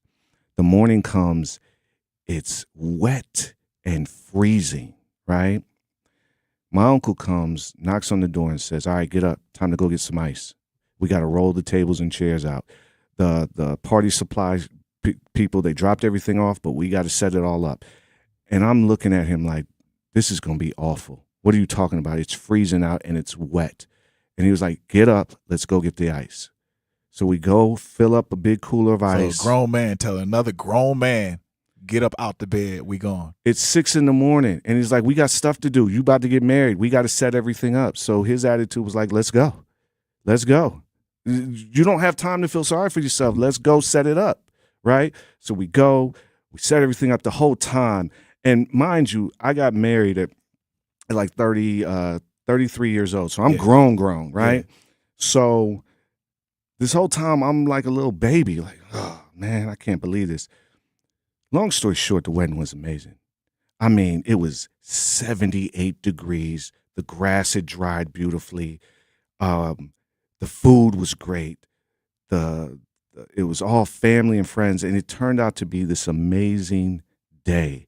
And I'll never forget the lesson I learned from my uncle was sometimes you ain't got time to feel sorry for yourself. The work got to get done. And people are depending on you. Your wife, your family is depending on you to go get this ice to keep the drinks cold, to roll these tables and chairs out because I had to set up all the stuff for my own wedding and for it to be beautiful. And somehow this man knew it was going to be a beautiful day.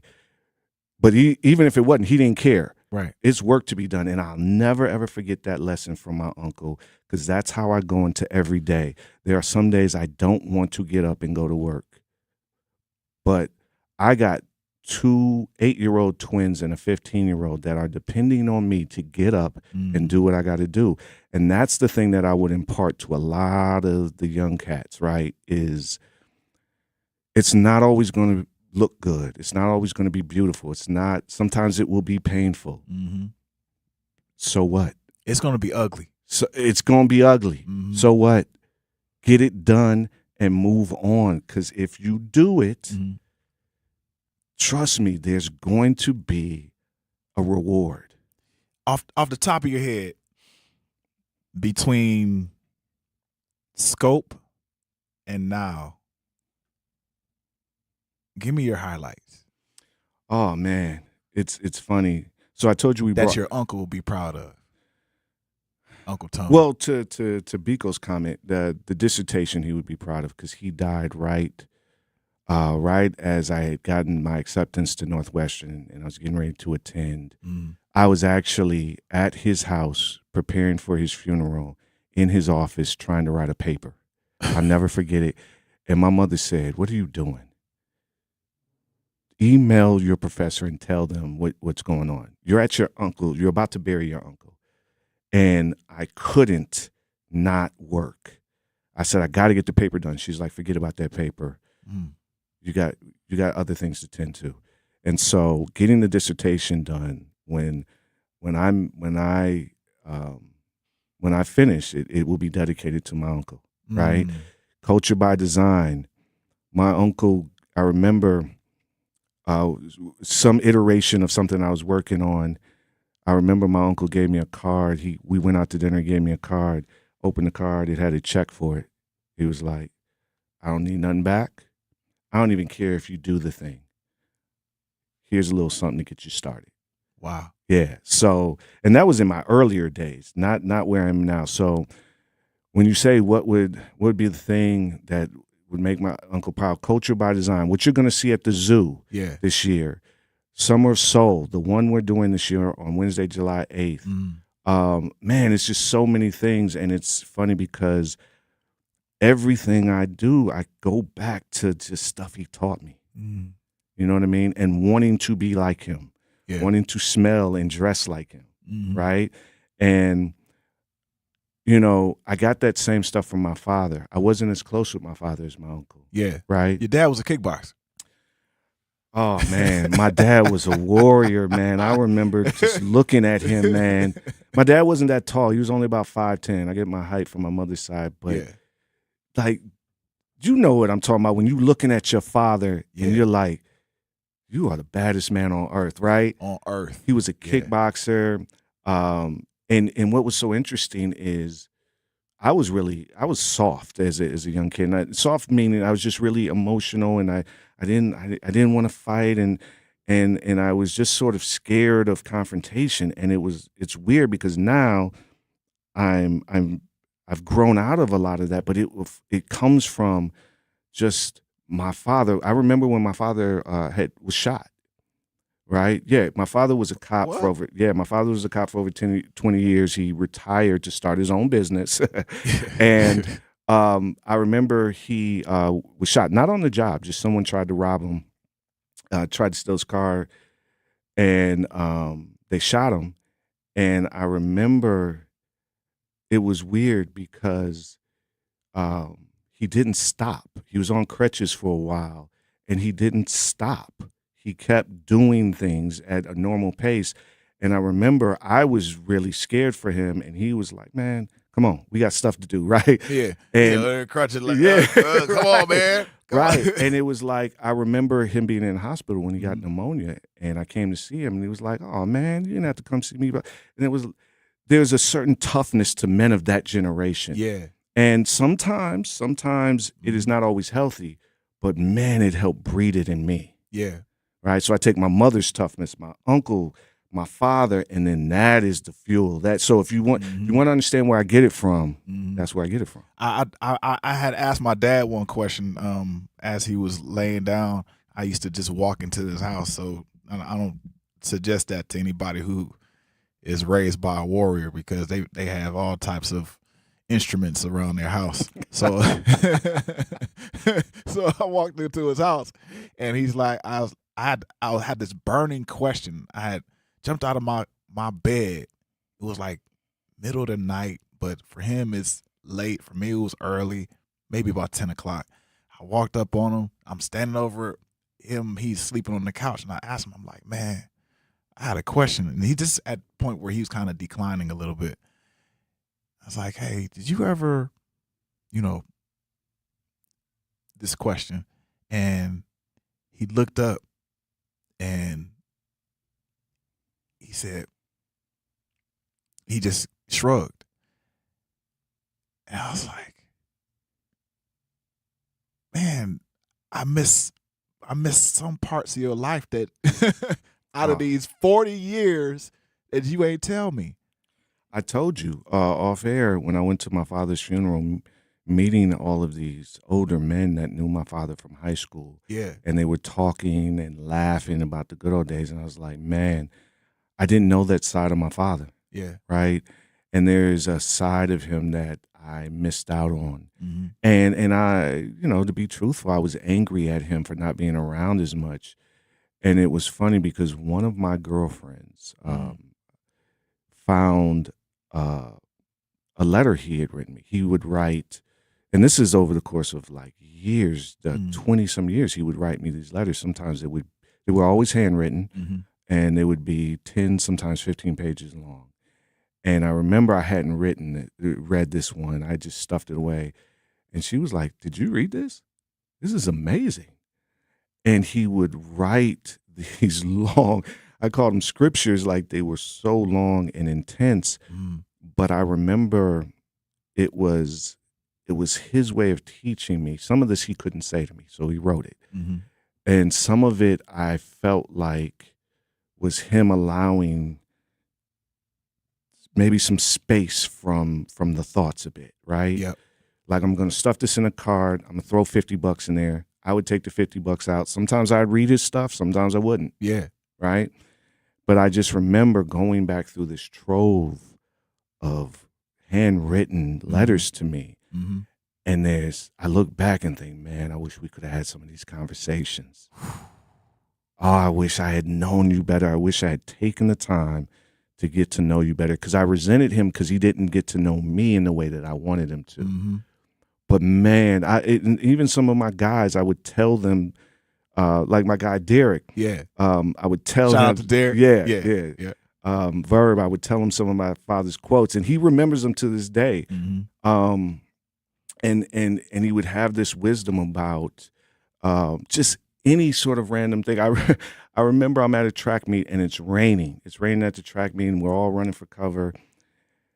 And then I go up to him, right, after the rain stops and we're about to continue the track meet, and he's soaking wet. And I was like, "What happened?" He was like, "I was just waiting on the meet to begin again." I was like, "Dude, but you're soaking wet." He's like, "Dude, it's just water. Get out there and get to it," right? Like, that's what his attitude was, hey, later for all the nonsense. Right. You got a job to do, right? Go get it done. Yeah, go get it done, right? And so I wish I had been able, because that's what I was here for him all my life. Right. I wish we had had some of those other conversations where I could have tapped into, man, what are you insecure about? What are you fearful about, right? Yeah. And I think I thought of him as a gladiator and a warrior for far too long. And it was only after I had kids and he loved being around the babies. Mm-hmm. And then when he got sick, that I started to see, like, man, the regret of not just having those conversations. You know what I mean? Yeah. I remember having that feeling, lowering my father's casket into the ground and thinking, yeah, those stories go. They're gone right now.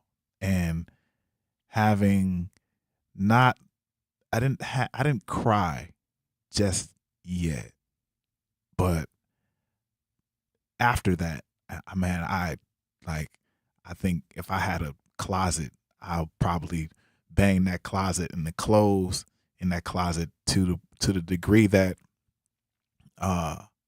if someone was around me, they would probably have called the police. But I recognized after that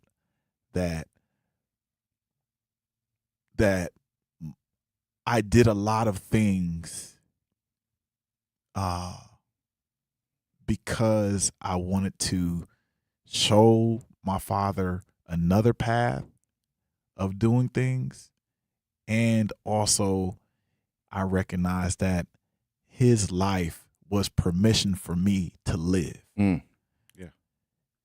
Like, him living was like, all right, let's go. tag team back again. Checking the rest.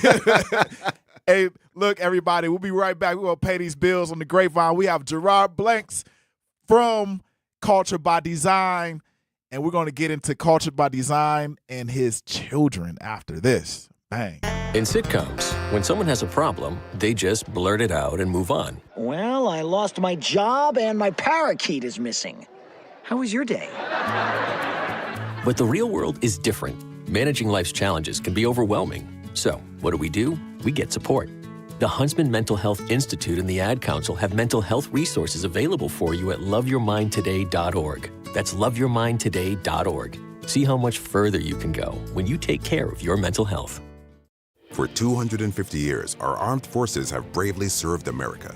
Wounded Warrior Project honors that legacy by supporting post-9/11 service members and veterans like Anthony, a Marine who was injured by a roadside bomb in Afghanistan.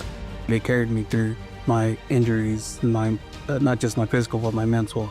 And seeing other vets doing the same thing helped me tell myself, hey, you can do this. Join us in honoring warriors at woundedwarriorproject.org/America.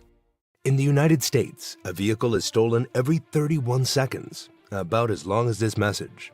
Luckily, you can take a few easy steps to protect your car in the same amount of time. Remove your valuables, roll up your windows, don't leave your car running unattended, lock your doors, and take your keys or fob. If you have information about a crime, call the police. If you suspect insurance fraud, also call 800-TEL-NICB. A public service message from the National Insurance Crime Bureau. I always had to be so good, no one could ignore me. Carve my path with data and drive. But some people only see who I am on paper. The paper ceiling, the limitations from degree screens to stereotypes that are holding back over 70 million stars. Workers skilled through alternative routes, rather than a bachelor's degree. It's time for skills to speak for themselves.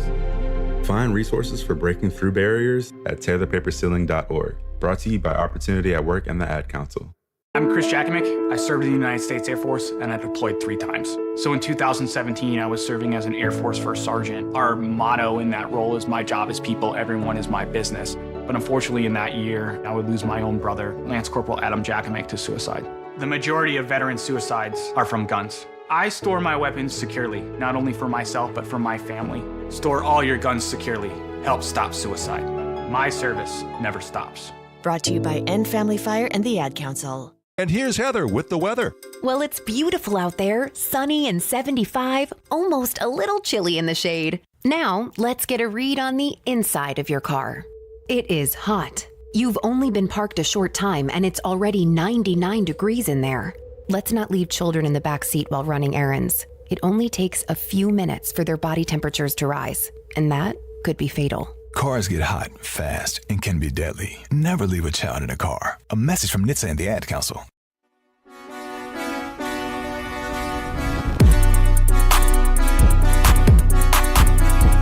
And we're back with Geraud Blanks.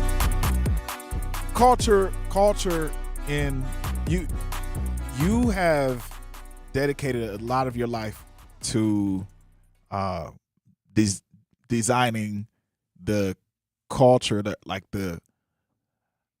urban culture, hip hop culture, poetry culture in Milwaukee, and a lot of people can attribute their careers to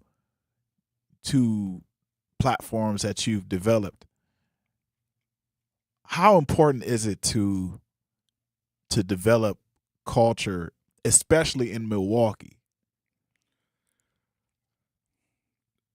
It's interesting. We actually have an event tonight called Brand Milwaukee. It's at Arts at Large. If you get a chance, stop by. Brand Milwaukee, Arts at Large. Yeah. Y'all come on through. What time? 6:30 doors, 7 o'clock program. It costs? What's the No, cost? it's totally free. It's All a part free. of, we have a program called Creative Futures, and it's a small business technical assistance program that supports creative professionals. Yeah. So everything we do, it's totally funded, so everything is free. Arts at Large. 7 o'clock. 7 o'clock. Come on through. Yeah, and so we're talking about brand. The whole idea of Brand Milwaukee is, what is Milwaukee's identity? Mm-hmm.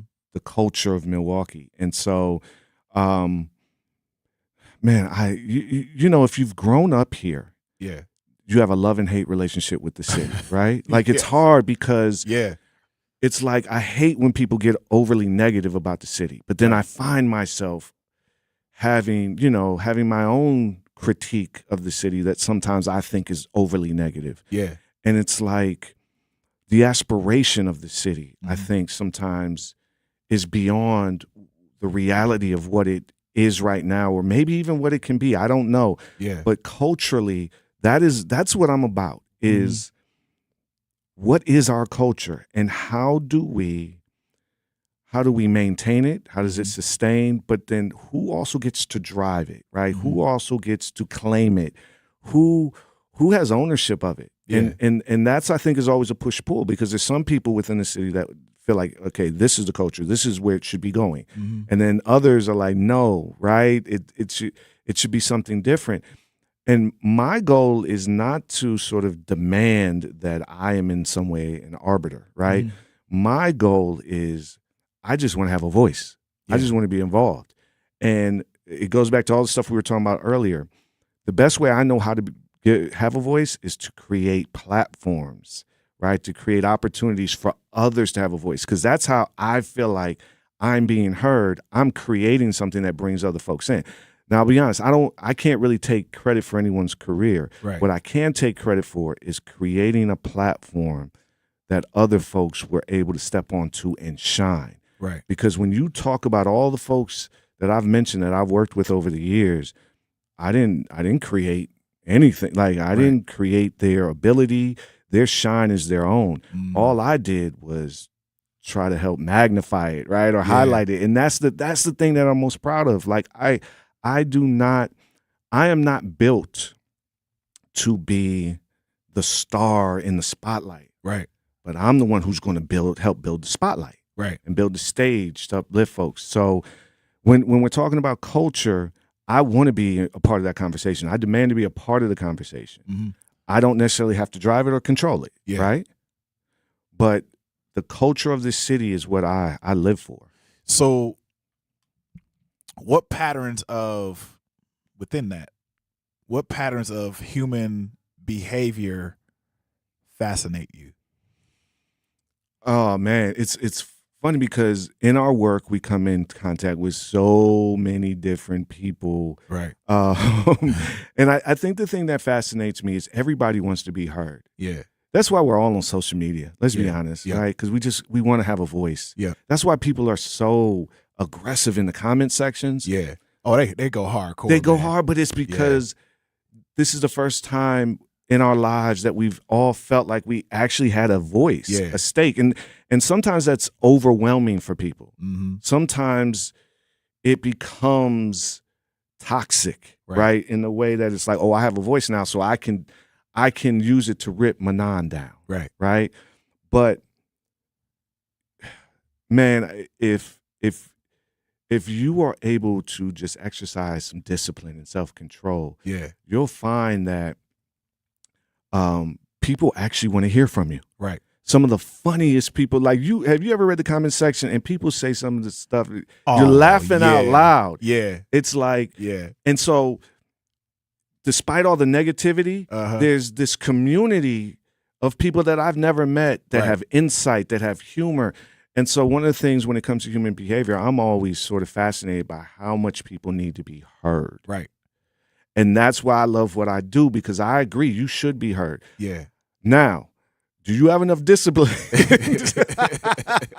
to be constructive, right? And not reductive, right? And so that's the thing that I love about what we do is we meet so many people from so many different walks of life, right? And we meet them at different points in their life. Right. Like I even have people texting me right now while I'm on the air, with thoughts and ideas and feedback, right? Yeah. And it's just like, as long as you can find a way to be affirmative, to affirm, right, and not take, right? Because you know what I'm talking about. There's so many people that want to take from you, and not give anything back. It's like, hey, I have no problem with your criticism, right? But are you giving me criticism to help me get better, to help me understand, or are you just doing it because you can and you can unload all of your baggage on me? Right. You know what I mean? Right. Yes. You're the Brinks truck. Yeah. Just unload no it all. brakes. And Yeah. it's like, no, like when people reach out and are respectful and say, hey, I love what you're doing. Did you ever think about this? Or, hey, I would love, if you need any help with this or whatever. I love that interaction with people. The only thing that can be overwhelming or exhausting is when you come in contact with people, like I said, that are like, I got to unload this baggage. Yep. And I got to give it to you. Mm-hmm. And it's you're like, you're the only person I can give it to. Right. So let me ask, I guess in this whole culture piece, right? You develop Soul Unseen. Just give the framework for Soul Unseen, because I think it's a unique album. One, I know it's a unique album because it, as you said, it's a platform for other folks to shine. But two, it's a timeless work of art for Milwaukee, let alone all the other musical pieces that come out of Milwaukee are timeless pieces. But we're talking about Soul Unseen now. It's a timeless work of art that stands the test of time musically, but then also culturally, right? I would like to think so. I'll say this. I'll try to be concise with it. Soul Unseen really changed my life in that it was the first sort of, I think, project of consequence that I had ever done. Like there was a real consequence. I was working with people, many of them, a little older than me, and that I looked up to, and I wanted to create something that we could be proud of. At the same time, I didn't really know what I was doing. Right. And so this was a moment where it was like all the imposter syndrome, all the insecurity, but still having to step up in this moment and try to do something I had never done before. And so it changed me. And it's one of those, like I said, tipping points or pivots where it was like, oh, wait, I might be able to do this, right? So I wish we had more time to talk about, but Soul Unseen and all the people that were a part of that was such an amazing learning opportunity, and just such a great memory in my life, because you have some of the most talented spoken word artists and hip hop artists in the city, people that are pioneers and that laid the groundwork for the scene. And the majority of those folks went on to have national attention, international attention in some respects. And we were all in there trying to figure it out together. That's the power of young folks. The power of young folks is, the fact that they don't ever, majority of the time, don't ever try to give up trying to figure out, what the next move is. Yeah. They're always like, hey, look, we got to keep moving to do something. Let's turn the channel real quick. Your children. Yeah. The little babies. Yeah. How are they doing? Whew. You should be saying, how am I doing? My kids are great. I have twin boys, 8 years old. Cairo is a creative genius. He's trying to find his way, but man, he's brilliant and he's a great artist. Nas wants to be an athlete like his daddy. Yeah. So my wife and my mother tell him the stories of my former years as an athlete. Yeah. So he's really into baseball. That's his thing. Oh, man. And then my daughter plays the violin. She's got violin lessons today. 15 years old, stressing out over her studies. She gets nothing but A's and B's. I'm like, girl, I wish I was as good at school as you. But she is just, oh, man, watching my baby girl grow up. So, man, it's a beautiful struggle. Yeah. Beautiful struggle. And you're doing good. Man, I'm blessed.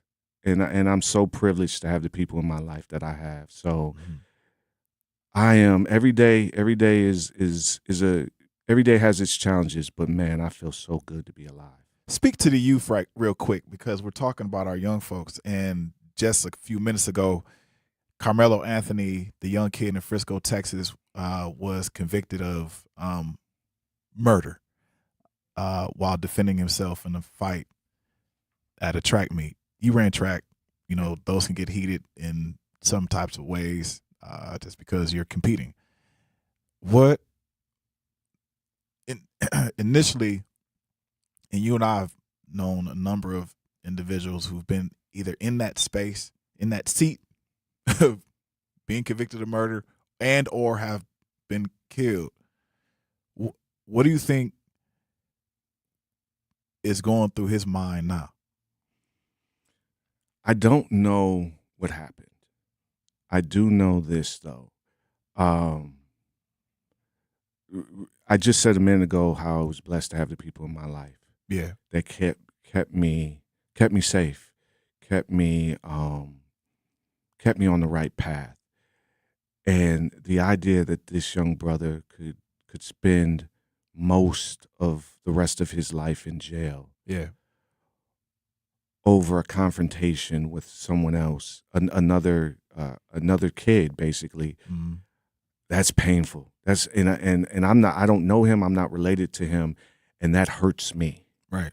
And I just wish, again, not knowing what happened, I just wish there had been somebody in that situation that had been able to interject, because this one decision is going to potentially cause him his life.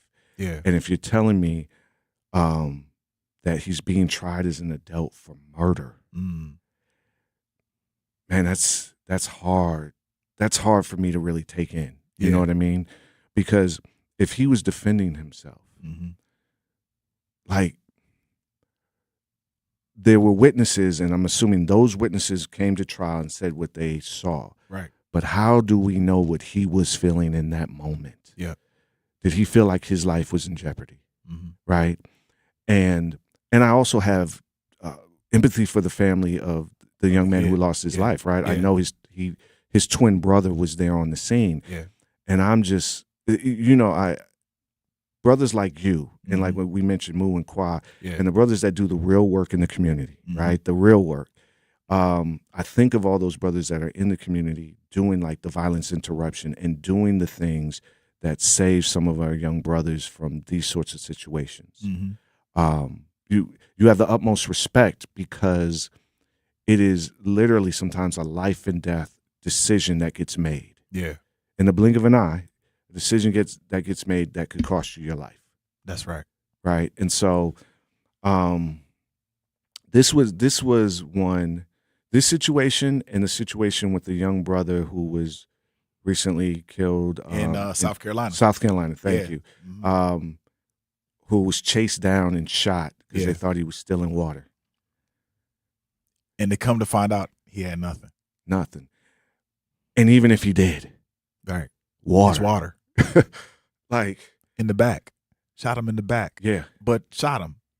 Yeah. And so when you hear about these situations, I often think about, like I said, the people in our community. I saw Tori Lowe out in the lobby before I came in here. The people in our community that are loud about these things. The people in our community that actually step up. Vaughn, Jasmine's going to come in here in a minute. Yeah. People in our communities that are doing the lock-ins, the overnights with the kids, that are throwing the big parties out at Washington Park. I think that's what's Playmakers. Yeah. Like, those are the people that they're not going to get rich from what they're doing. Right. Oh, yeah, no. The only reward is that we as a community say, we got your back, we support you, but also we see what you're doing and we're proud of it, right? Right. Because there are a lot of kids in Milwaukee that if someone doesn't intervene, will end up in the exact same situation. Yeah. Right? And imagine, like, the fear that young kid had when he was being chased down, or that the fear that Carmelo Anthony had when he's finding himself wrestling with someone, right, in a life or death situation. I am just blessed because I had so many people around me that intervened, right? Yeah.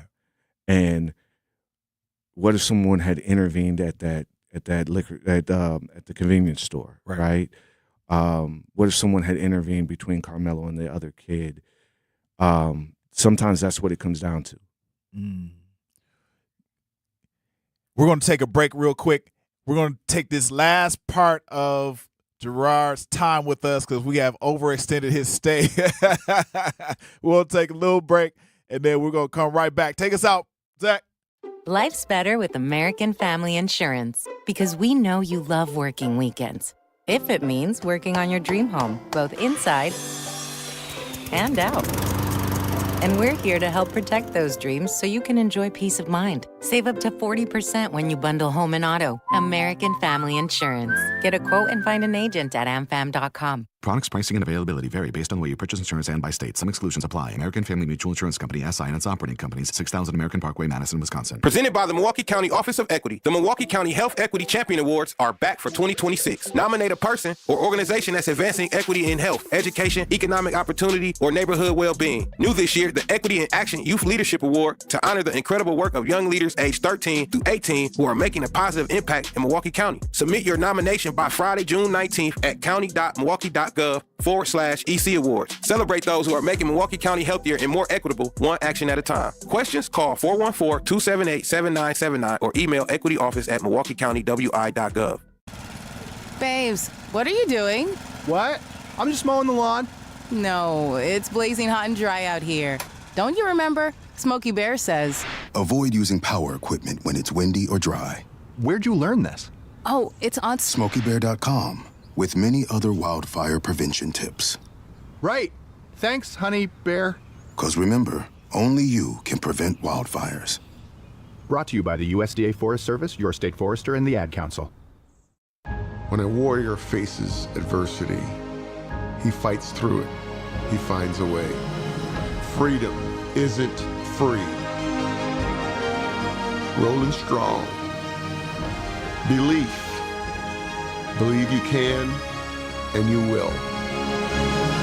Wheelchairs for Warriors provides mobility solutions to veterans and first responders injured in the line of duty. Join the mission and visit wheelchairsforwarriors.org. Here's the deal. We gotta set ourselves up. See, retirement is the long game. We gotta make moves and make them early. Set up goals. Don't worry about a setback. Just save up and stack up to reach them. Let's put ourselves in the right position. Pre-game to greater things. Start building your retirement plan at thisispretirement.org. Brought to you by AARP and the Ad Council. This is the Bloomberg Black Business Beat, brought to you by FidelityInvestments.com. The Federal Reserve Bank of New York recently published a survey that could calm some fears about artificial intelligence taking jobs, at least for now. It looked at the recent rise of unemployment for recent college grads and found that it was remote work, not AI, that was the biggest contributor for a recent rise in unemployment for young people. Dembisa Moyo is an expert in macroeconomics and shares a unique perspective as a woman of color born in Zambia. She spoke to Bloomberg about how we're still trying to figure out what the true impact of AI might be to labor markets, saying we're still in the early innings. We don't even know which models are going to win. Is it going to be a multipolar world of AI LLMs, or is it going to be much more winner take all? It's still too early to say. It's too early to tell how AI will reshape the workforce, but for now, a downturn in early career hiring can likely be blamed on other factors. I'm Bloomberg's Justin Milliner on the Black Business Beat.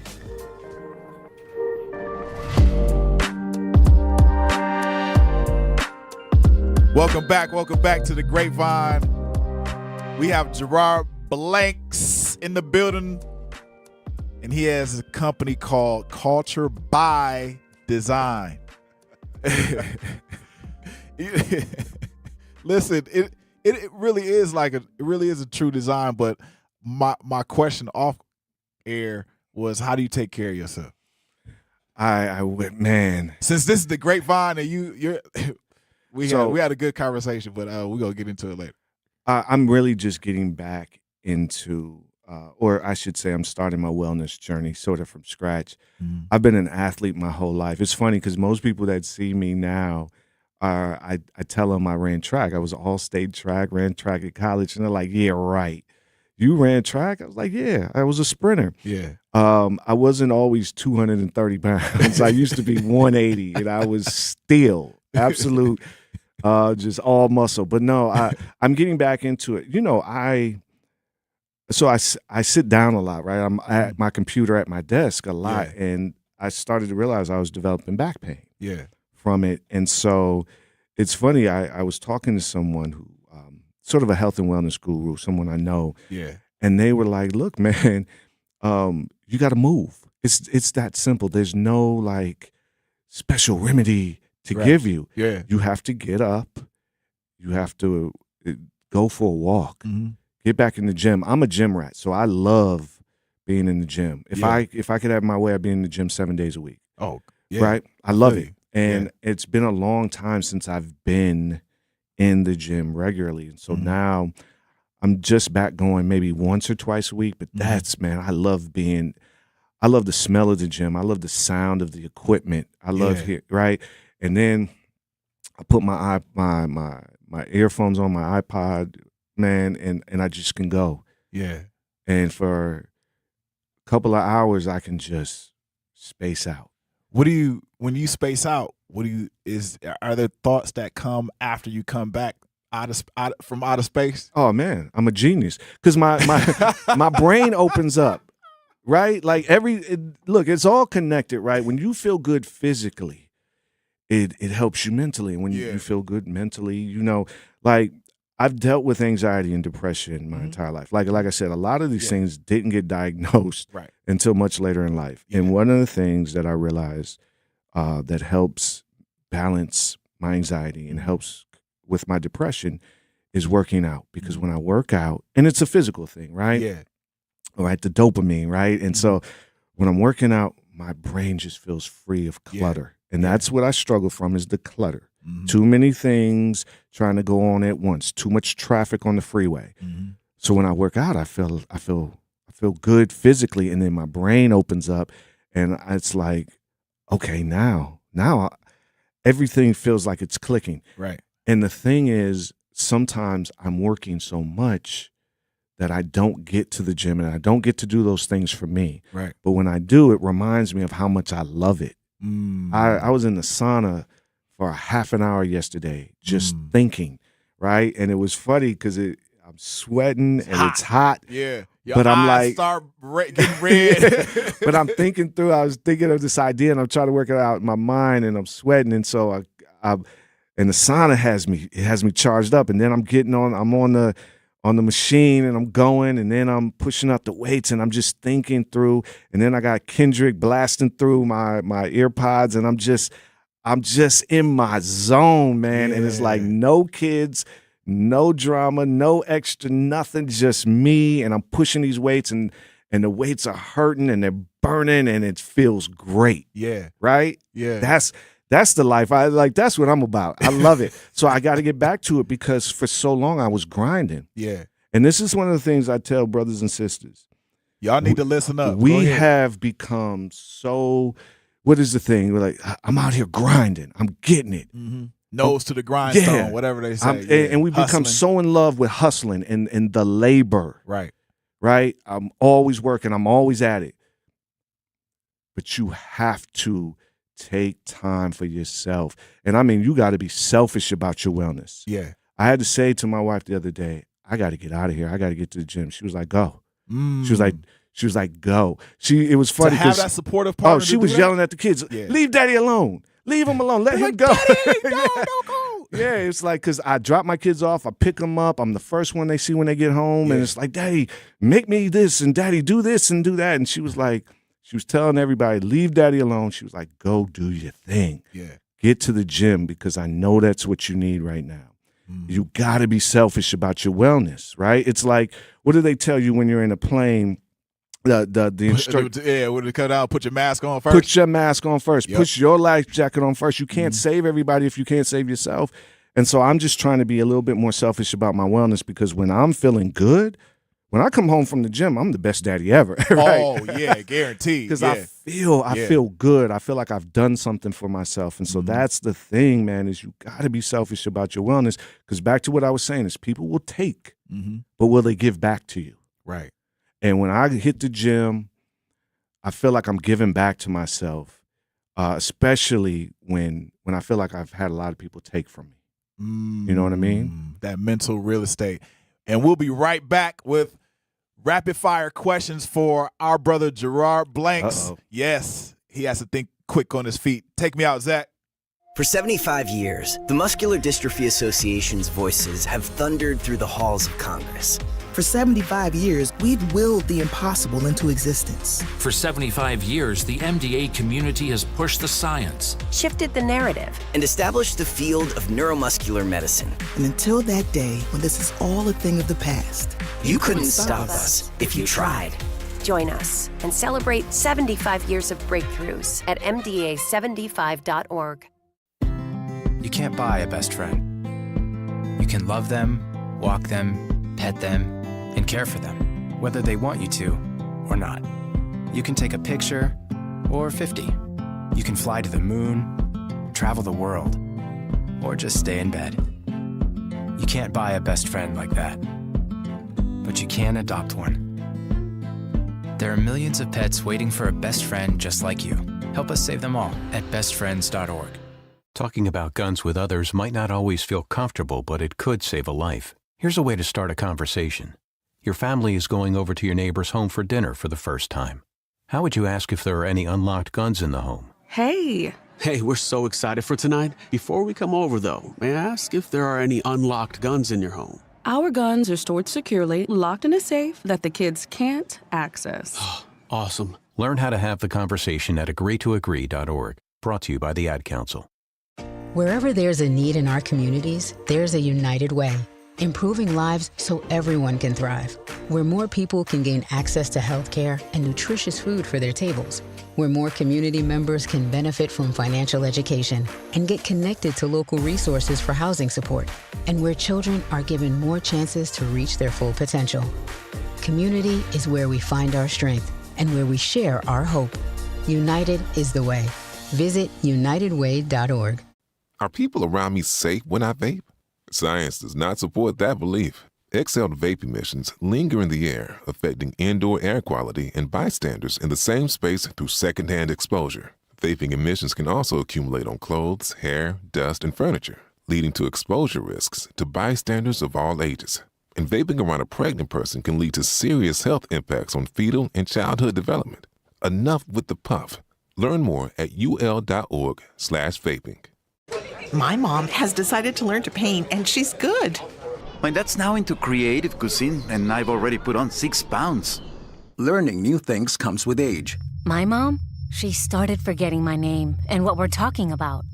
Forgetting well-known things doesn't. Memory loss may be a sign of Alzheimer's disease. Early detection gives you and your loved one time to plan for the future. Learn the warning signs of Alzheimer's at 10signs.org. Brought to you by the Alzheimer's Association and the Ad Council.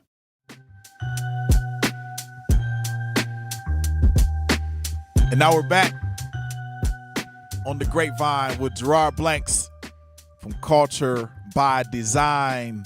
He's a dad, 3 times, husband, and he works out a lot. I'm trying to. I'm getting back at it. I call it CPU taming. It's your central processing unit. You're taming your central processing unit when you work out, right? Like for us, people that have really hyperactive minds and bodies, if we don't bring it down, because we're running red all the time. We're like, all right, let's go. What's next? If we don't bring that down a little bit so we can think long term, oh man, it's constant Ginsu knife. We chopping up everything right on the spot. Yeah. Right?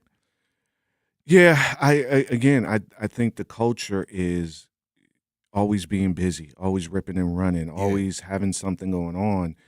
And it's in those slow moments, like I said, where whether you're into meditation, stretching, yoga, whatever it is, just even taking time just to feed yourself and blocking out all the noise. It's just you got to be selfish when it comes to your mental and emotional and physical health. Yeah. And you got to constantly keep feeding yourself, not just physically, right? But constantly, like, what are things that are stimulating to you mentally? Right. Right. And I nerd out. Like, I'm not ashamed to do that anymore.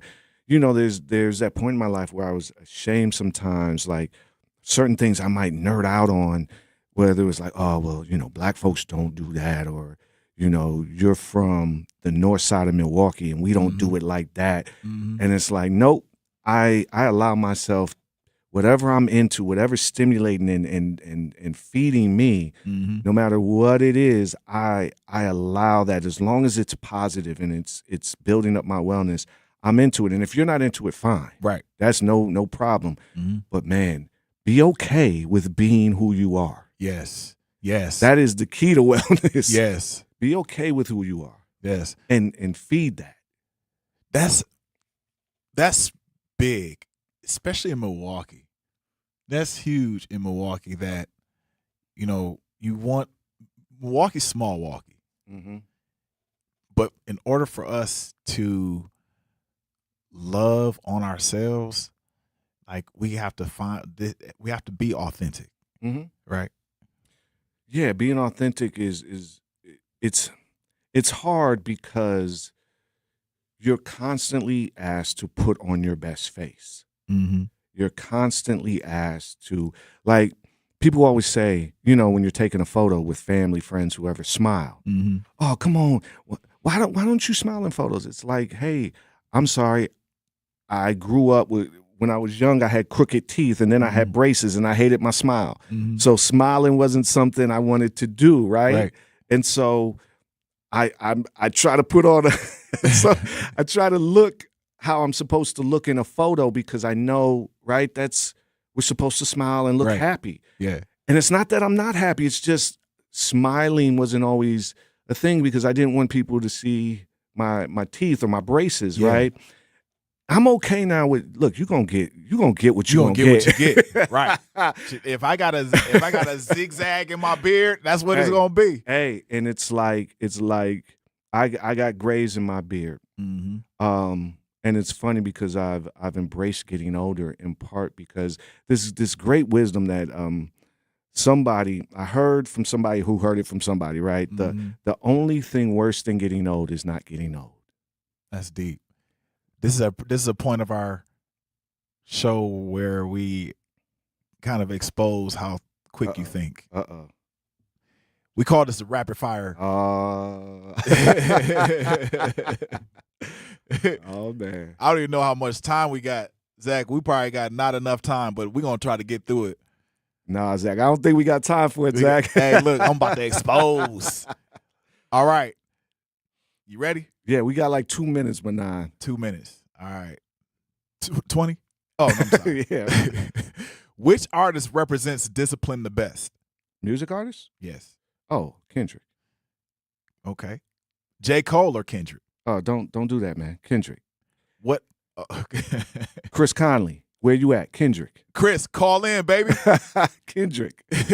Which rapper seems the most grounded in real life? I'll tell you this. I've met Common. He's a real human being. And it's funny, I've met a lot of rappers over my years. A lot of them are really good dudes. And even the ones who talk really spicy are actually really grounded, good dudes. Right? I remember, just real quick, I'm sorry. I remember years ago, Beanie Siegel was at African World. This was when it was African World Festival. Yeah. And I remember he was walking in, about to take the stage, and we were all standing there, and he walked past us, turned around, came back, and gave everybody a pound, shook everybody's hand. And I've always loved brothers who do that. Listen, we need a part 2 with you. Geraud Blanks, where can people find you? Culture by Design, culturexdesign.com. Come to our website. You'll find everything you need, and you can hit me up. My email's right on there. Man, you're the man. You are a brother. You are a dad. You have brought culture to the forefront in many different facets of Milwaukee's landscape, and we definitely appreciate you, and keep watering those seeds, and hopefully you'll water ours too. Hey, I appreciate you. Biko, Zach, appreciate you too. Everybody here over at The Truth. And Jazz right there too.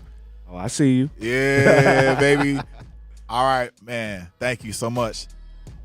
Grapevine, The Truth 101.7. We'll see you in a minute.